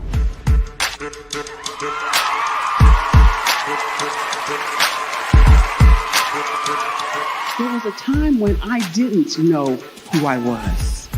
I listened to other people tell me who I should be, what I should do. I listened to people telling me that I should be a boutique owner, that I should be a construction manager, that I should be a laborer. Have you ever felt like you should do something else, be something else, go somewhere else, be wherever you wanted to be, and you felt like you were in a box? Anybody in the room? And you couldn't get out. Anybody in the room? And you kept trying to go and go and you couldn't get out. Anybody in the room? But let me tell you, you need to rock the box. Rock the box.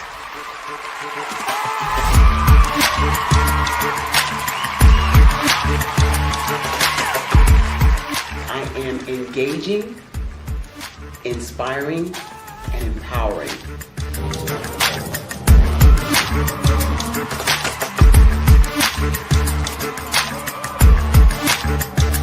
I would give you everything I know. Just by touching you, if I could, by osmosis, give you every single thing I've learned, I've gone through, I know I would. We know that's not possible, but as it is possible, I love to share information with people. Some of you out there, people have told you that you can't be, you can't have, you can't do. But I will tell you, like Kingston said, you can, you must, and you will. If it's to be, it's gonna be me. You gotta say it. If it's to be, it's gonna be. If it's to be, it's gonna be. If it's to be, it's gonna be.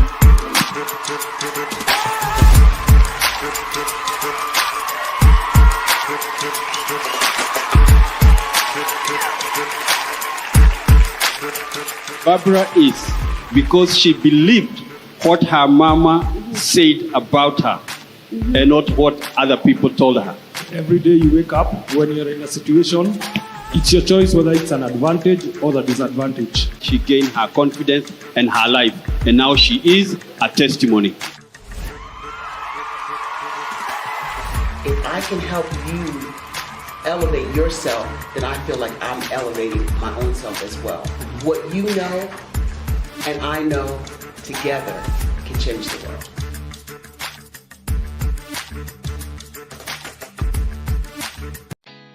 Did you know women represent just 3% of Fortune 500 CEOs and less than 15% of corporate executives at top companies worldwide?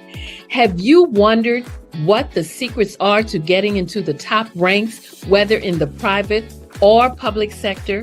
Do you want to figure out how to stop being held back in your career or passed over for promotion? Then you're in the right place. Hi, I'm Dr. Madeline Ann Lewis, President and CEO of the Executive Women's Success Institute. I have decades of experience in the military, the federal government, and corporate America, and my mission is to help women succeed and tap into their full potential. I want to reach 1 million plus women around the world to become the leaders they are meant to be. So if you want to move into a management or executive level position, or maybe you are a female veteran transitioning out of the military into business entrepreneurship, then reach out to the Executive Women's Success Institute at 301-693-3284. Let us get you on the fast track to success.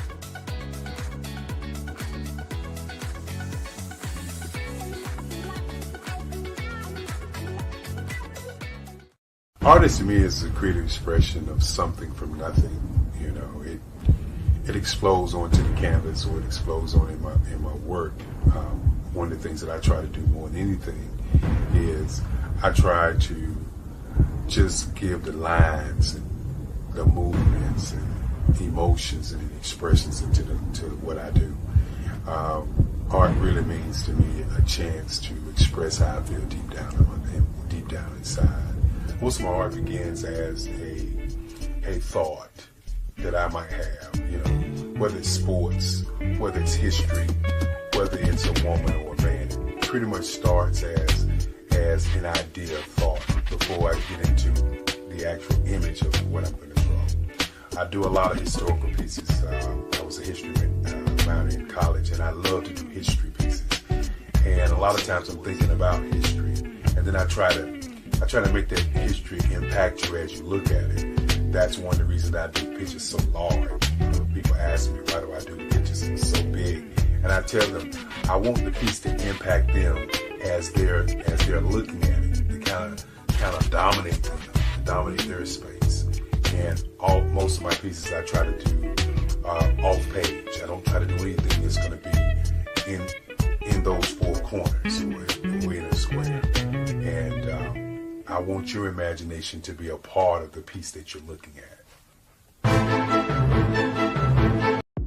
The Black Business Network and Black Business Olympics are essential platforms for Black business owners globally. They provide the tools and support you need to succeed in today's competitive marketplace. Join us today as we collaborate together with businesses from around the world to support our children, students, and young future entrepreneurs, Black businesses and corporations.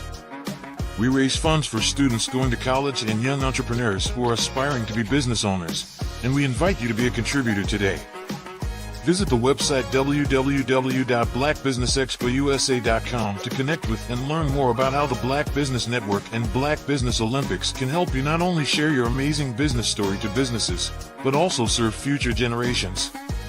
Hello, my name is David Jones, CEO and co-founder of the Hello LLC, where we help businesses build a culture, brand and experience, and leverage technology to pivot into Web3. Join the Black Business Network streaming live into Roku, Metaverse, STEM City, Black Multiverse Enterprises, Hulu, YouTube, iHeartRadio, Apple, Facebook, LinkedIn, Spotify, Twitch, and Google Podcasts. Tune in, turn on, and let's thrive. The Black Business Expo's mission is to raise funds for high school seniors going to college or K-12 entrepreneurs. This expo is a fundraiser for students. Please, you may go to www.blackbusinessexpousa.com to donate to the scholarship fund or use the Cash App at $BBXUSA. Our goal is to give laptops and up to $5,000 to 10 students. Students can register online at www.blackbusinessexpousa.com. Every dollar counts. Please donate to the Black Business Expo USA Scholarship Fund.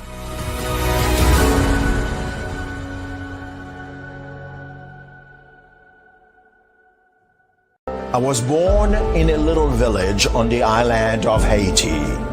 Many deadly diseases pounded me.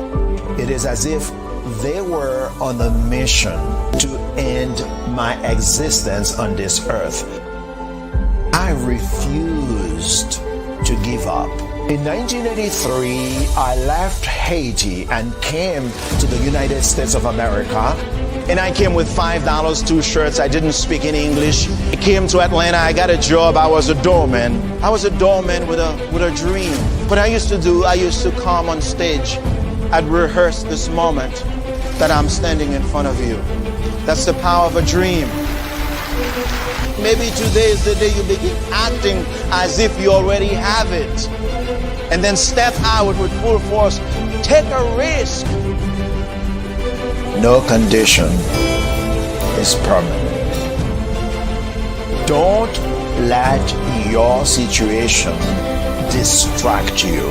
You are chosen.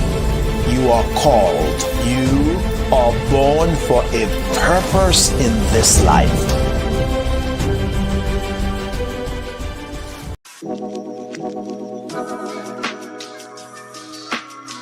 The African company and the African CEO is making a conscious decision to bring on someone external to the continent versus bringing on someone who is from Ghana or Kenya or South Africa. And so the skill sets of the people that we take through our executive leadership training program and ultimately on the placement, obviously have to be extremely high caliber.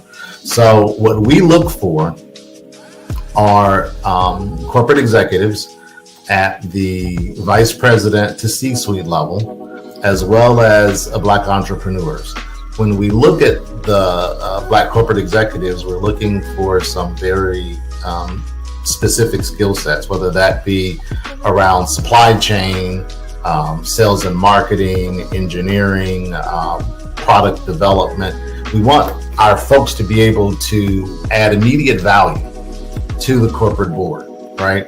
And the other thing is, even if they don't necessarily have specific industry experience, they're bringing a diversity of thought.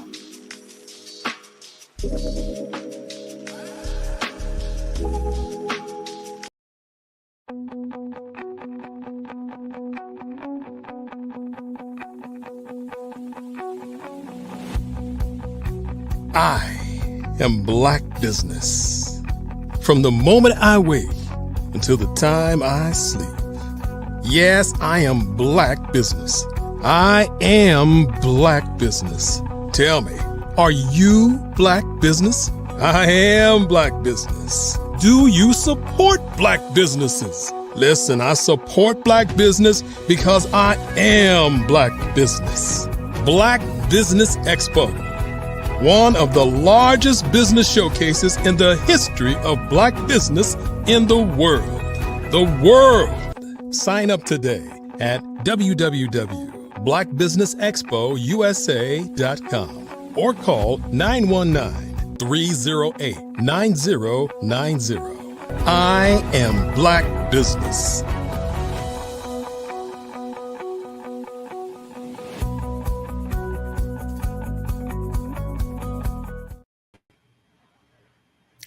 Good day, business owners, entrepreneurs, thought leaders, and corporations. Welcome to the Black Business Network. My name is Henri Ward. I am your business moderator for this session of the Black Business Network. The Black Business Network is a 24-hour business network showcasing Black businesses, business owners, entrepreneurs, and thought leaders worldwide. We have speakers from North Carolina, London, Singapore, Africa, Japan, and cities all over the United States. The Black Business Network is a global community sharing its business knowledge to empower, inspire, and educate businesses about business. Our speaker for today is Mary Ann Rivera-Durnett. Mary Ann is an accomplished author, podcast host, speaker, and certified life and leadership coach, committed to guiding individuals and teams from uncertainty to purpose and passion. She has authored over 20 anthologies and 2 journals, providing inspiration and practical guidance to her readers. As the host of Fearless Fridays with Mary Ann, she fosters deep, transformative conversations about life, motivation, and personal and professional growth. Mary Ann's expertise is shaped by her personal journey, having overcome significant challenges such as surviving sexual abuse, teenage motherhood, domestic violence, and dropping out of high school. Her resilience and empathy empower her to connect deeply with her clients, helping them navigate life's toughest challenges.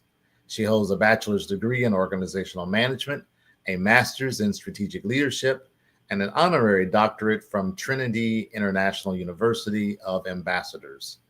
Certified by the John C. Maxwell Certification Program, Mary Ann is a respected coach, speaker, and trainer. She has received multiple prestigious awards, including the Presidential Lifetime Achievement Award in 2024, and has been recognized as one of the top 25 global impact entrepreneurs. Please welcome Mary Ann Rivera-Durnett. Good evening. Good evening. Thank you so much for having me here. Good evening, Mary Ann. Great to have you as well. Tell you what, let's get right into it.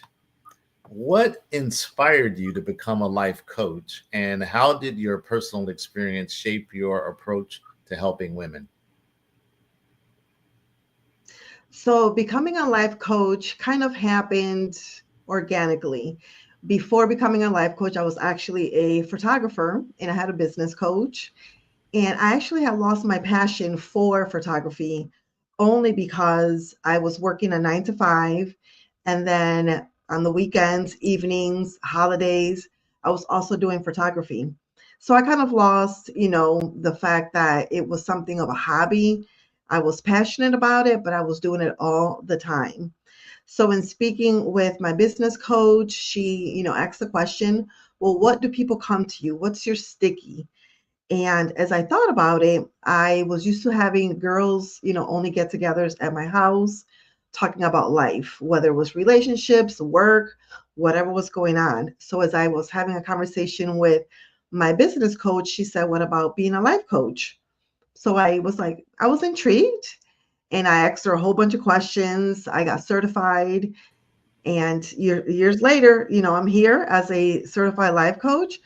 And working with my clients is all about the things that I have overcome in life myself, that I am able to I don't just talk the talk. I have walked the walk and I have been there. So I come from a place of empathy, of understanding, and having real life experience when I work with my clients. That is awesome. Thank you so much for sharing that. Can you share the story behind the creation of Fearless Fridays with Marianne and how it impacted your audience? Oh, my podcast. That's one of my latest ventures. So actually not latest because it started in 2020. So the vision for my business is to equip women with strategies to silence their insecurities, build healthy boundaries as they fearlessly pursue the life and career of their dreams. And my vision is to see women worldwide live a fearless, free, and fabulous life. So as I thought about that, I'm like, okay, my books can only reach a certain amount of people and things like that. Social media only has a certain amount of reach. And that worldwide just kept on nagging at me over and over again. And as I was having a conversation one day with a friend of mine, he said, well, what about a podcast? And he had a podcast. So he allowed me to pick his brain for an hour at no cost. And he walked me through how to get started, what platforms to use, what microphone to use, how to set it up, how to interview people. And that was the driving force because I wanted to reach people, particularly women, worldwide.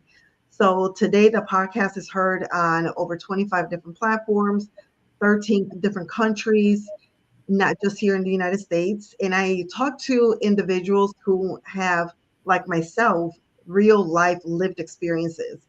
So women who have experienced sexual trauma, women who have been victims of domestic violence, women who've dropped out of high school, and then later on got their GED and college degrees like myself.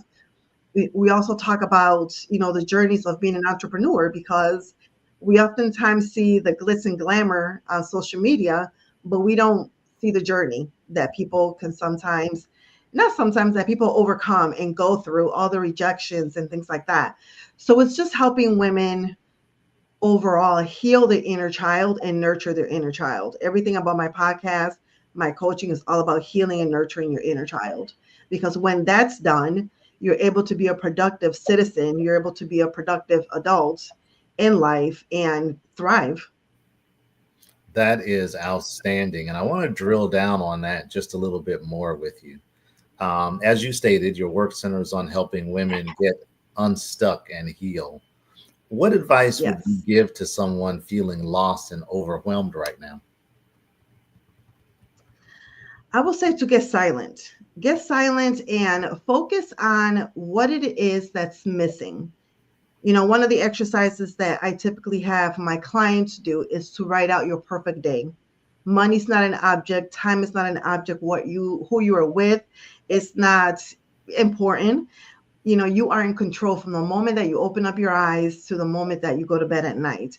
What does your day look like? And be detailed. The colors that you see, the smells, the aroma, what do you taste? What do you feel on your skin? Where are you waking up? Are you in a mountainside cabin? Are you on an exotic island? Are you on an overwater bungalow? Where are you at? What are you doing? Who are you meeting with? When are you meeting with them? What noises, what sounds do you hear, and things like that. And then compare that to your current life. Where are you now? And see where the gaps are and craft a plan to get from your current to your ideal perfect day and start working on that. Do you need to start saving money? Do you need to connect with, partners? Do you need to leave a job that's no longer serving you? Do you need to leave a relationship that's no longer serving you? And there's, you can see the writing on the wall. What is it that is missing? What do you need to add? What do you need to get rid of? And fill in that gap. So that's one of the things that I would say is definitely get quiet, because when you're quiet, you're able to shut out the noise of the world, your own thoughts, and connect with your higher power. Excellent. Excellent. Marianne, how do you balance being an author international speaker, coach, and entrepreneur while staying true to your core values? So that's the key right there, is knowing what the core values are. So for me, my 3 top core values are community, freedom, and happiness. So whenever I'm involved in a project or I get an invitation, whether it's to speak or appear, on a show, whether it's to be on a podcast or, part of a new book anthology or something like that, I go back to what my values are. And I ask myself, does this in any way lead into the growth of my community? Community is family, friends, my clients, the people that I serve. Does that feed into that? Does that make me a better person? Is that ultimately going to lead to my freedom and my happiness?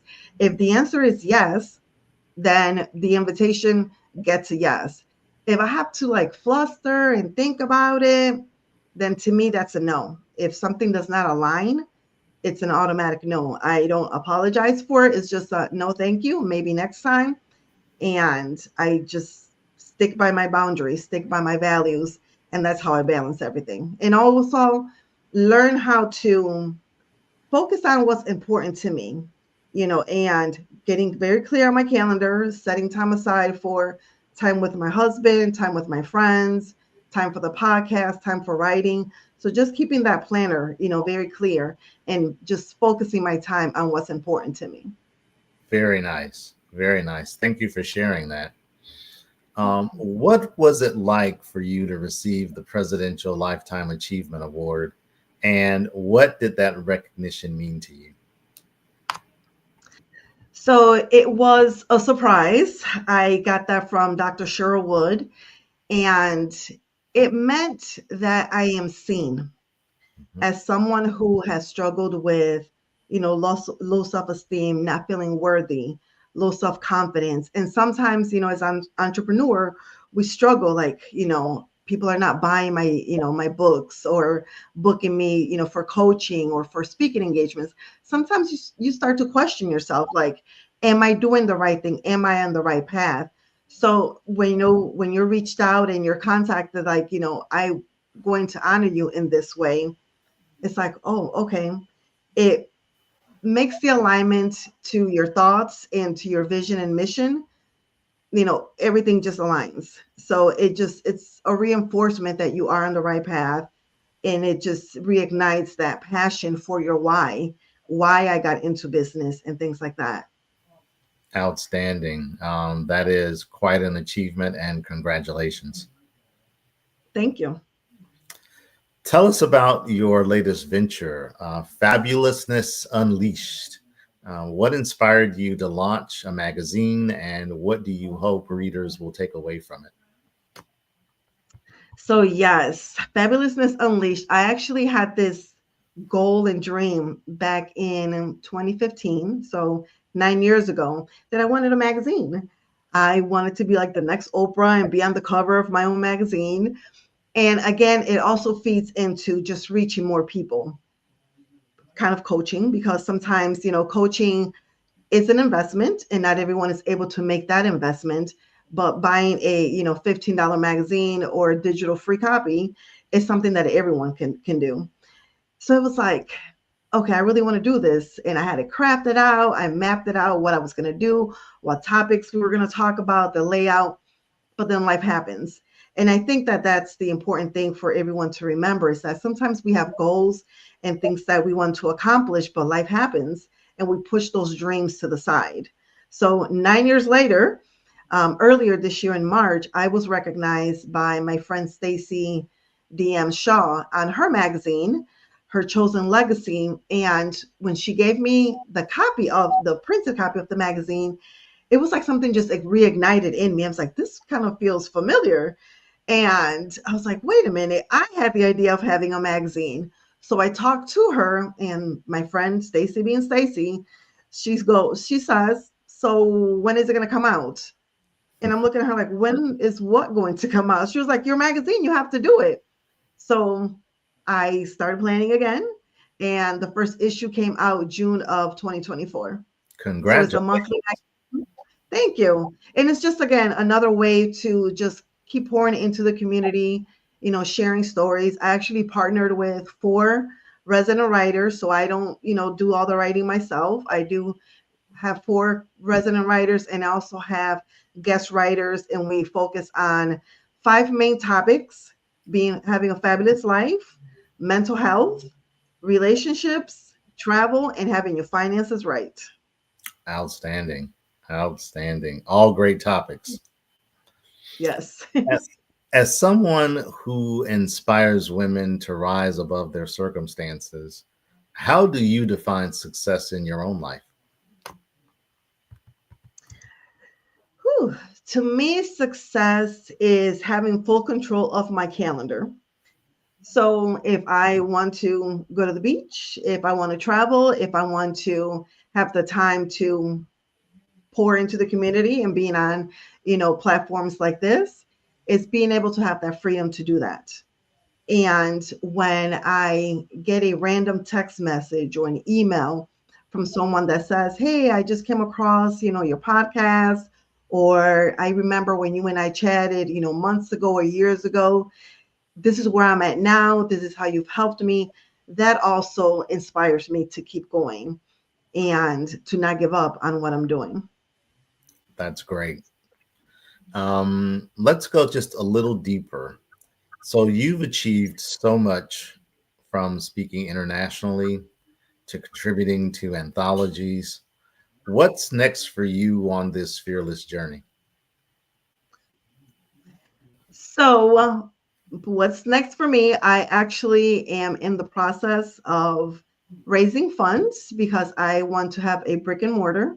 I want to create a oasis bringing together my top 3 loves, which are books, wine, and coffee.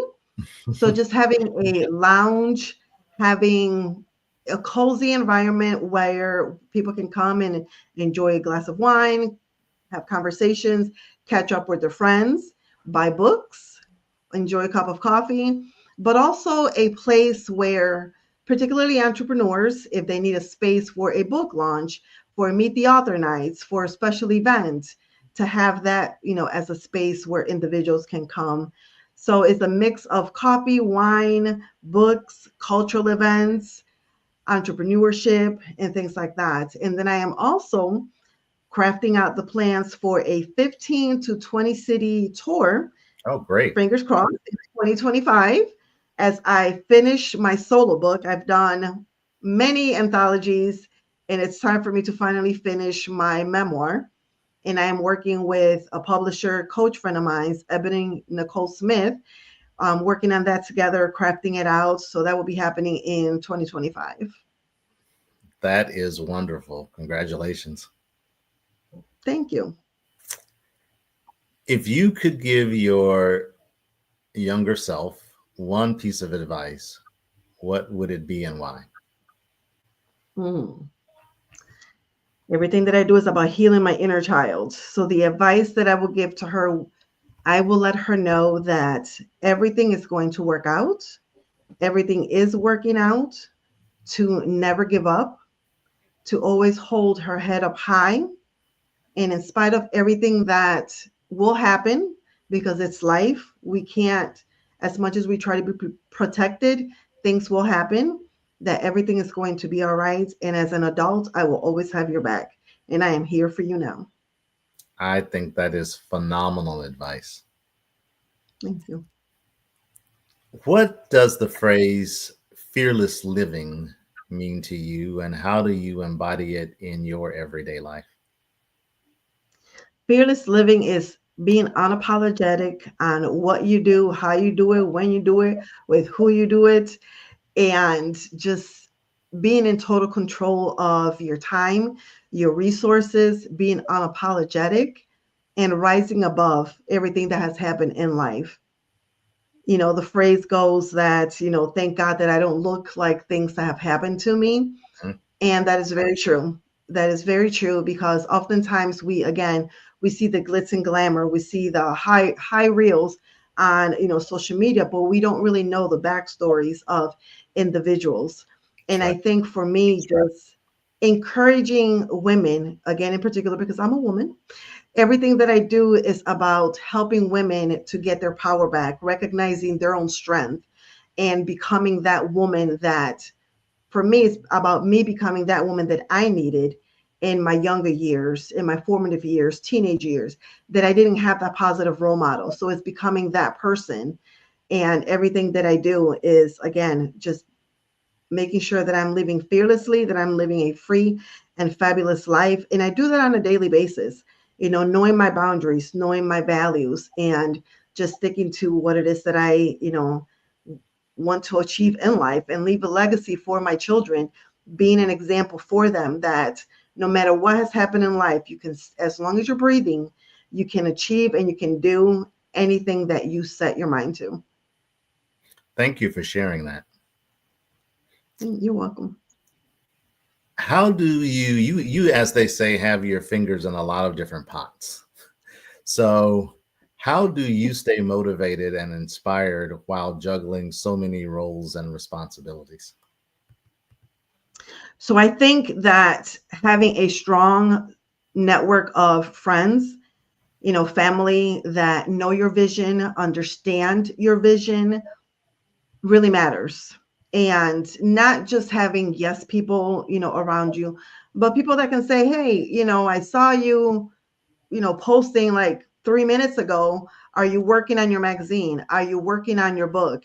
And things like that. So it's having individuals that will hold you accountable and that they respectfully challenge you with love and kindness.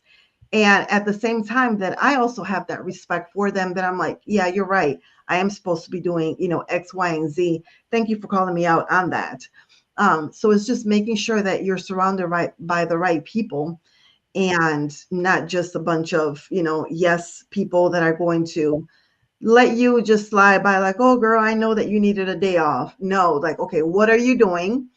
You are allowed to have a pity party for 5 minutes, but then you got to get up and you got to go, because you have goals to achieve. You have a legacy to create and build for your children and for generations to come. So we got to get up and we got to go. Great advice. Absolutely great advice. If someone is hesitant to take the first step towards change, what's one practical step you'd recommend they start with? I definitely believe in baby steps. So, making sure that you have a clear vision as to the big goal, but break that big goal into little pieces. And everything that you do on an hourly, daily basis should be feeding into the bigger goal. And then also asking yourself, okay, how is my life going to look like if I do absolutely nothing? If I don't work on my business, if I stay in this relationship, if I get into a new relationship, if I stay in this job, whatever the situation is going that you're not satisfied with, that you're not happy with, that's no longer feeding you, asking yourself, how are things going to remain the same? And how is my life going to improve by me not making any changes? And then you have to get real with yourself, because sometimes we have plans, sometimes we have goals and things that we want to aspire, but those things are not really things that belong to us. It could be things that society says, okay, you're 35 years old, you're a woman, you should be married by now, you should be having 2.5 children. And it's like, okay, do I want to get married because I'm really in love with this individual? Am I really ready to have children because I want to have children? Or is this because this is what my family and friends and society is telling me that I should be doing at this time? So it's weighing, really taking a hard look at those, things that you aspire to achieve. Is it really your goal, or is it the goal that was passed down to you by other people, outside forces? Very insightful. Very insightful. Thank you for sharing that. Can you share one of the most important success stories from your coaching journey? I would have to say years ago, when I first started my podcast, I was working at my job, and everything that I do have a regular job right now. So everything that I do is on top of having a 9 to 5. And someone that I worked with came to me. She was an older lady, and she said, I've been listening to your podcast and it's been helping me a lot. And I was kind of taken aback, because I had no idea that she even knew I had a podcast and that she was even listening to the podcast. So a week or so passed by and she came in again and she's like, I listened to so-and-so's conversation. I forgot which topic it was about, but I think it was something, I can't remember the guest, but the topic was about that age is just a number, that as long as you're breathing, you're still able to achieve your goals, no matter what is happening in life. So I asked her, like, okay, what was it about this, particular topic conversation that inspired you? And she shared she was in her 60s and she's always wanted to be a school bus driver. I was like, okay, that's interesting. And so I asked her, okay, well, why haven't you done it? She was like, I don't know how to drive. I was like, you want to be a school driver, but you don't know how to drive? She was like, my husband would never allow me to learn how to drive. He drove me everywhere. And she shared that, she was no longer with the husband. And that tugging, that little nagging voice started talking and talking louder. So when she heard that podcast, episode, it kind of reignited something in her. So I asked her, so what are you going to do? Because if you become a school bus driver, you can't work here anymore, because we were working for a major retail, company. And I was like, you're going to have to give that, the job up. She said, I'm ready for that, but I'm scared. And I said, okay, well, let's talk about that. So she became an unofficial, coaching client. So we worked through it. And I said, well, the first thing that you need to do is learn how to drive. Don't worry about becoming a school bus driver. That's the first step. You got to know how to drive. So she signed up for her permit. She started taking drivers, ed classes. And 3 months later, she came in and my background is human resources. She came in and she was like, I have something to tell you. And I was like, what is that? She was like, I'm resigning. I was like, what do you mean you're resigning? I'm like, no, don't quit. You have to fill your position. She was like, I got offered a job being a part-time school bus driver.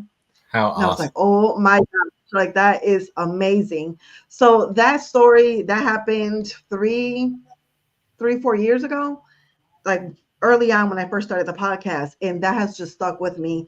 Number one, because as the saying goes, people might not always comment, people might not always like, but people are always watching. So I had no idea that she even knew I had a podcast. And not even that, she was also listening to the podcast. And that age is just a number. She was in her 60s. She always wanted to be a school bus driver. She wanted the freedom of having holidays, weekends, and summers off. And retail did not allow her to do that. And she finally stepped out of her comfort zone. She stepped out in faith and accomplished her goal. What a wonderful story. Thank you for sharing that. You're welcome. Always makes me smile. Yeah, I can see why. How has overcoming challenges like sexual abuse and domestic violence influenced your leadership style?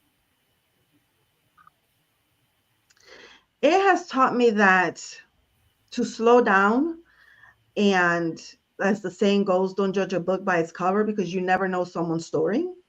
Like I mentioned earlier on, thank God that I don't look like the things that I have, been through in life. So just being a little bit more empathetic in approaching people, learning to read body language and things like that, and just being mindful to what you see, and also paying attention to what you don't see, because oftentimes people's behavior, can give you a glimpse into their past, things that have happened in their life. So just being mindful of those things. And for me, because of the things that I have, went through and things like that, and I never spoke about it.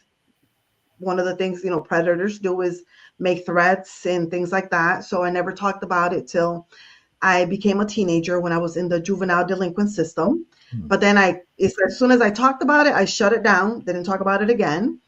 So, the unhealed child in me became a very promiscuous and unhealthy teenager. And again, because I was still unhealed and hadn't talked about that or gotten counseling, things like that, I made some decisions as an adult that, had I been a healed Marianne, those decisions would not have been made and things like that. So that's definitely one of the things, is just being mindful, because everyone has a story. And sometimes it's really not our business to know what that story is. It's just having empathy and respecting individuals and meeting people where they are. I completely agree. What strategies do you recommend for turning uncertainty into purpose and passion? So I would definitely saying again, getting quiet. To me, it's all about getting quiet because when you are able to silence those voices, you can get clarity.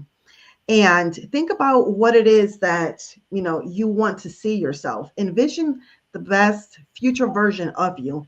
What is she doing? What is she wearing? Where is she showing up? How is she speaking? And things like that. And start channeling that person. Sometimes, and I do this myself, as coaches, we're oftentimes coaching ourselves. When I'm watching TV, it's like, okay, what would future Marianne be doing with her time? Is this the best use of my time at this very moment? And if the answer is yes, it's okay. You have permission to just spend a whole day in bed watching Netflix and doing what serves you at that moment. But if the answer is no, then ask yourself, what should I be doing? What would the ideal future version of myself, what would they be doing at 5 p.m. on a Friday and things like that? And then get up and go do that. And if it's something that involves money, resources, whatever it is, then make a plan. Work on that. So when you find yourself being stuck, that you are able to get up and you have the tools. And the thing to also remember is that when things happen in life, we don't start back from point A.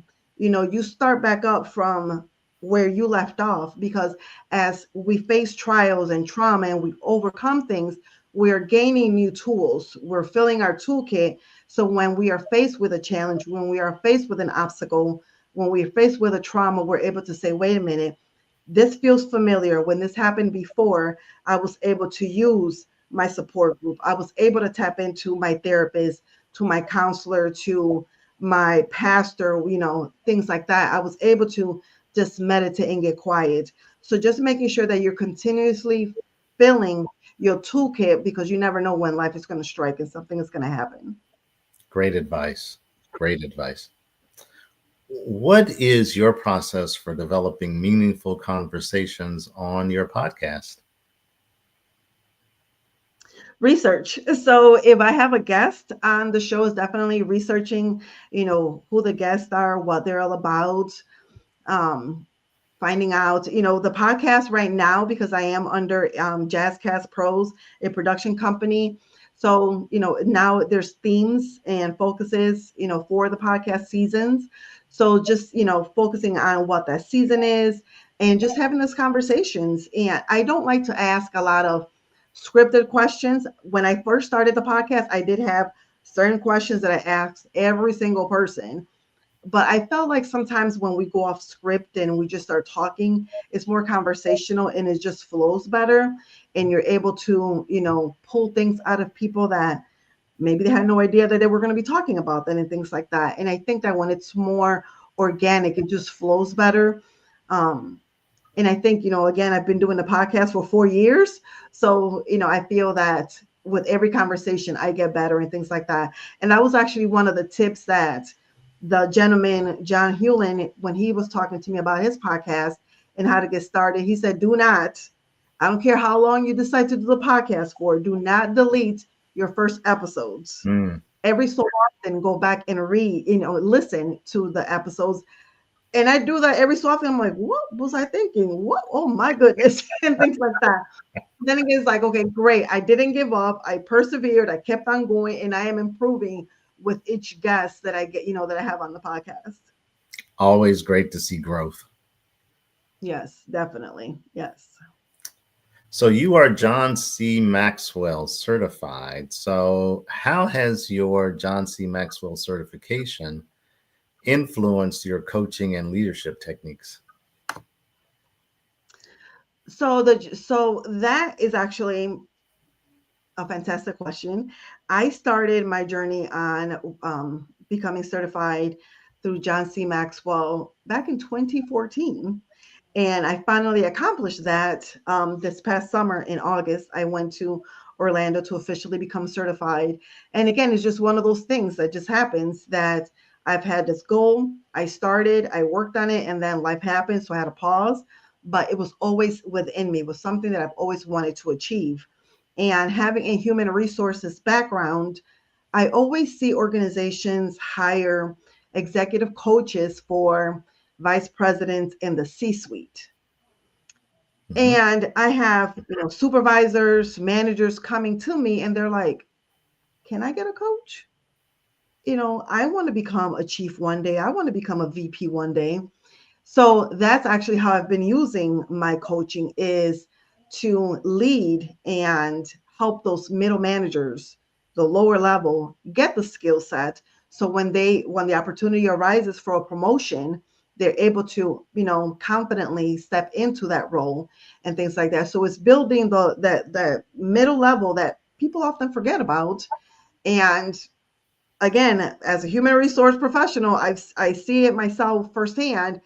Those are the ones that are doing the work and things like that are sometimes working harder, so that's how I go in. I work with managers, supervisors, leads, associates, assistants, and things like that, giving them that confidence and building that skill set so they can step into higher roles. Excellent. As a friend of mine likes to say, let's double click on that just a bit. What are the key qualities of a successful leader in today's world? I will say communication, and communication is key, whether it's in leadership, in the job, in your corporate world, or in business, or in your home life. Communication can solve so many problems if we just slow down and respect people's opinions. Everyone is entitled to their own opinion. We don't all have to agree, because that wouldn't be a successful, world either if we all agreed on everything. There are some things that we all could agree on, like poverty and things like that, but everyone is entitled to their own opinion and things like that. So it's having the right skill set, being empathetic, being a servant leader. So it's about serving people, because when you are serving people, you are showing other individuals how to become the best at what they're doing, but you're serving individuals. So it's communication, servant leadership, empathy, listening to understand versus just being quick to want to answer something. Sometimes we're listening to individuals while they're talking and we are already, forming a response. And we often miss the boat because what the question that you follow up with, that's not even what the point of the conversation was. So it's also listening to understand. Excellent points. How do you help clients maintain motivation during the tough times? So we like to create a vision board, and then also writing out their perfect day. So when things happen, is number one, acknowledging their feelings, because again, life does happen. Whether it's something that we expected to happen or something unexpected, life happens. So it's being mindful of what's going on, acknowledging, the individual's, feelings, their emotions, what's going on. But then again, just being able to turn that around and just refocus them on their why, refocus them on that vision that they crafted for themselves, and focus on that. And just asking the question, okay, what is it that you need right now? And sometimes people are not able to answer that question. So it's giving them options. Okay, here are 3 things. What is it that you need right now? How can I best serve you at this moment? And again, just being respectful of people's time, people's space, and just being genuine. When we come from a place of love versus making a quick dollar, you're able to discern what it is that someone needs. And at the same time, as coaches, we also have to be mindful of not pushing individuals too far, because we're not therapists, we're not counselors. So if you are faced with somebody who just has some deeper issues, it's being able to recognize, okay, I'm not able to serve you at this moment. Here are some resources that I can connect you with. But at the same time, not just letting them go free, it's following up with them and just staying in touch with them. Excellent. Excellent. Marianne, how can people interested in your coaching programs or speaking engagements get involved, and how can they get in contact with you? So everything is on my website.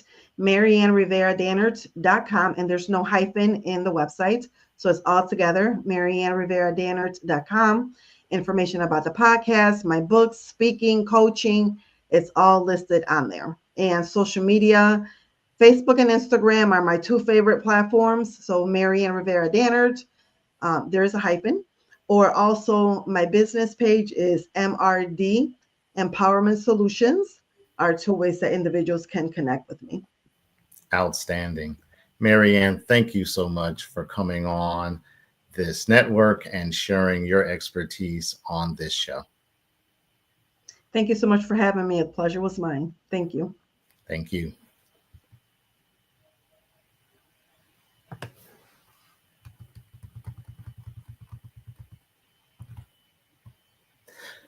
The Black Business Expo's mission is to raise funds for high school seniors going to college or K through 12 entrepreneurs.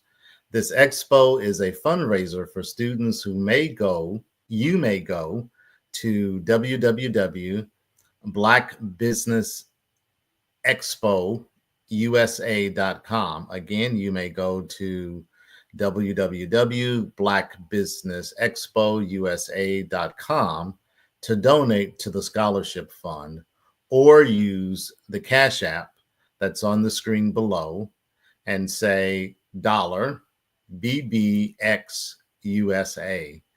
The Cash App is $BBXUSA. Our goal is to give laptops and up to $5,000 to 10 students. Students can register online at www.blackbusinessexpousa.com. Every dollar counts, so we want to remind you to donate to the scholarship fund. We want to thank our Black Business Expo sponsors for the month of November. Those sponsors are NC100, Suede Soul, Carolina, Virginia Minority Supplier Development Council, Step Management, Margie McLean Foundation, Inc., Genius is Common, Our TV, Executive Women's Success Institute, The Quality Coaching Company, Superwoman Business Services, Creative Force Studios, Lee Entertainment, Black Business Olympics, Artistic App Design, and Black Business Expo USA. Genius is Common, and I'll see you on the other side.